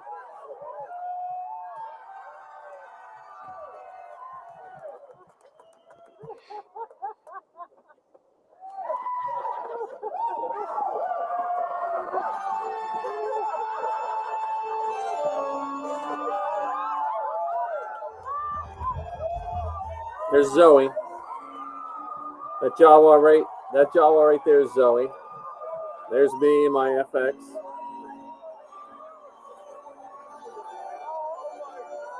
Who's Vader? I don't know. He's a guy from Western PA. He actually banged his helmet up when we were going off the stage because we had to walk under the stage. There's Safi on the right.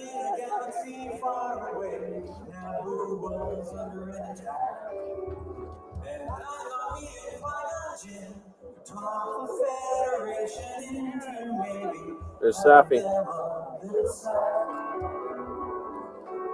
Very small city didn't thrill us. They locked the door and tried to kill us. We escaped from that gas. The men Jar and was next. We took a walk from the scene and we went to feed to see the queen. We all wound up on Tatooine. That's where we found. Look, there's my crooked leg right there. That armor lace crooked. Baby Vader, someday later, now he's just a small fry. He left his home and kissed his mommy goodbye, saying soon I'm gonna be a Jedi. Soon I'm gonna be a Jedi.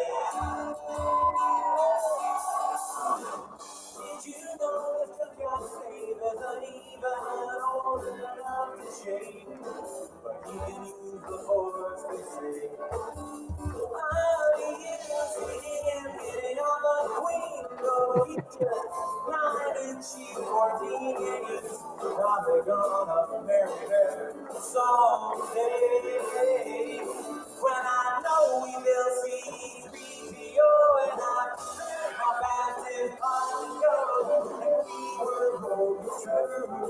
So we made I do like how they balanced out the Tuscans. Yeah, well, we had to show up with balanced people. Oh, really? It was a requirement? Yeah. They mainly wanted Vader and 2 white armored people on both sides, and then the rest were like ancillary. The one time Dan was on it with R2 on the other side. Marty's done it as Chewie a couple times. And then again, I got him to spoon with me for my picture the one time.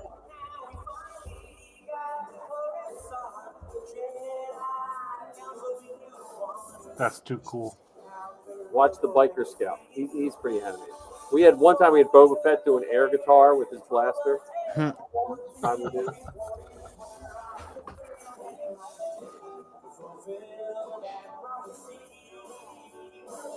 Well, it looks like the one Tuscan on the far right's doing air guitar now. Yep. They just wanted us on the beat to face whatever opposite direction we were at. That was like the directions they gave us.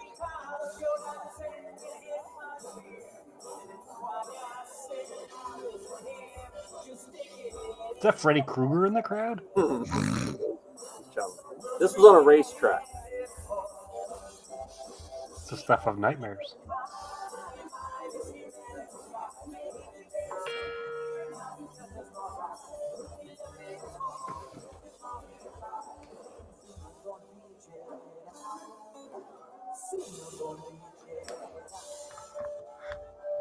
That's awesome. Awesome, awesome, awesome.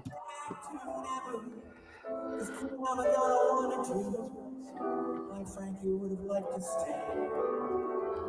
We all fought in that epic war, and it wasn't long at all before little hotshot who was playing it. I got sung to twice, and there's two different ones. In the end, some Gungans died. Ships blew up and some pilots fried. Model folks were broken. Battle droids were broken. And the Jedi I admire most met up with Darth Maul and now he's toast. I'm still here and he.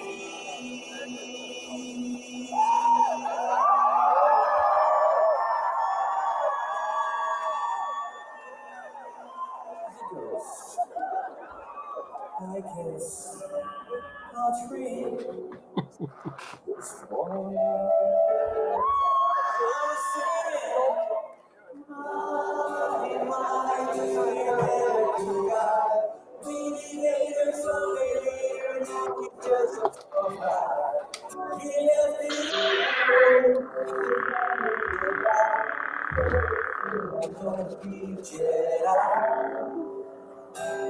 soon I'm gonna be You guys are awesome.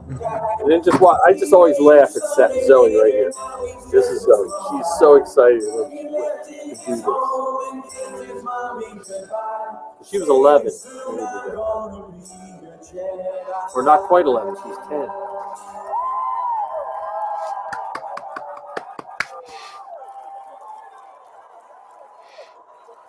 Fantastic. And that pushed us right over 4 hours. There we go. All right. Success. All right, gents. Next Wednesday for all of our fans. Thanks for joining us again tonight, Ark. And yeah, thank you, everybody. And have a good night. May the force be with you. Always. All right, gents. Have a great night, guys. Later, guys. Hello there.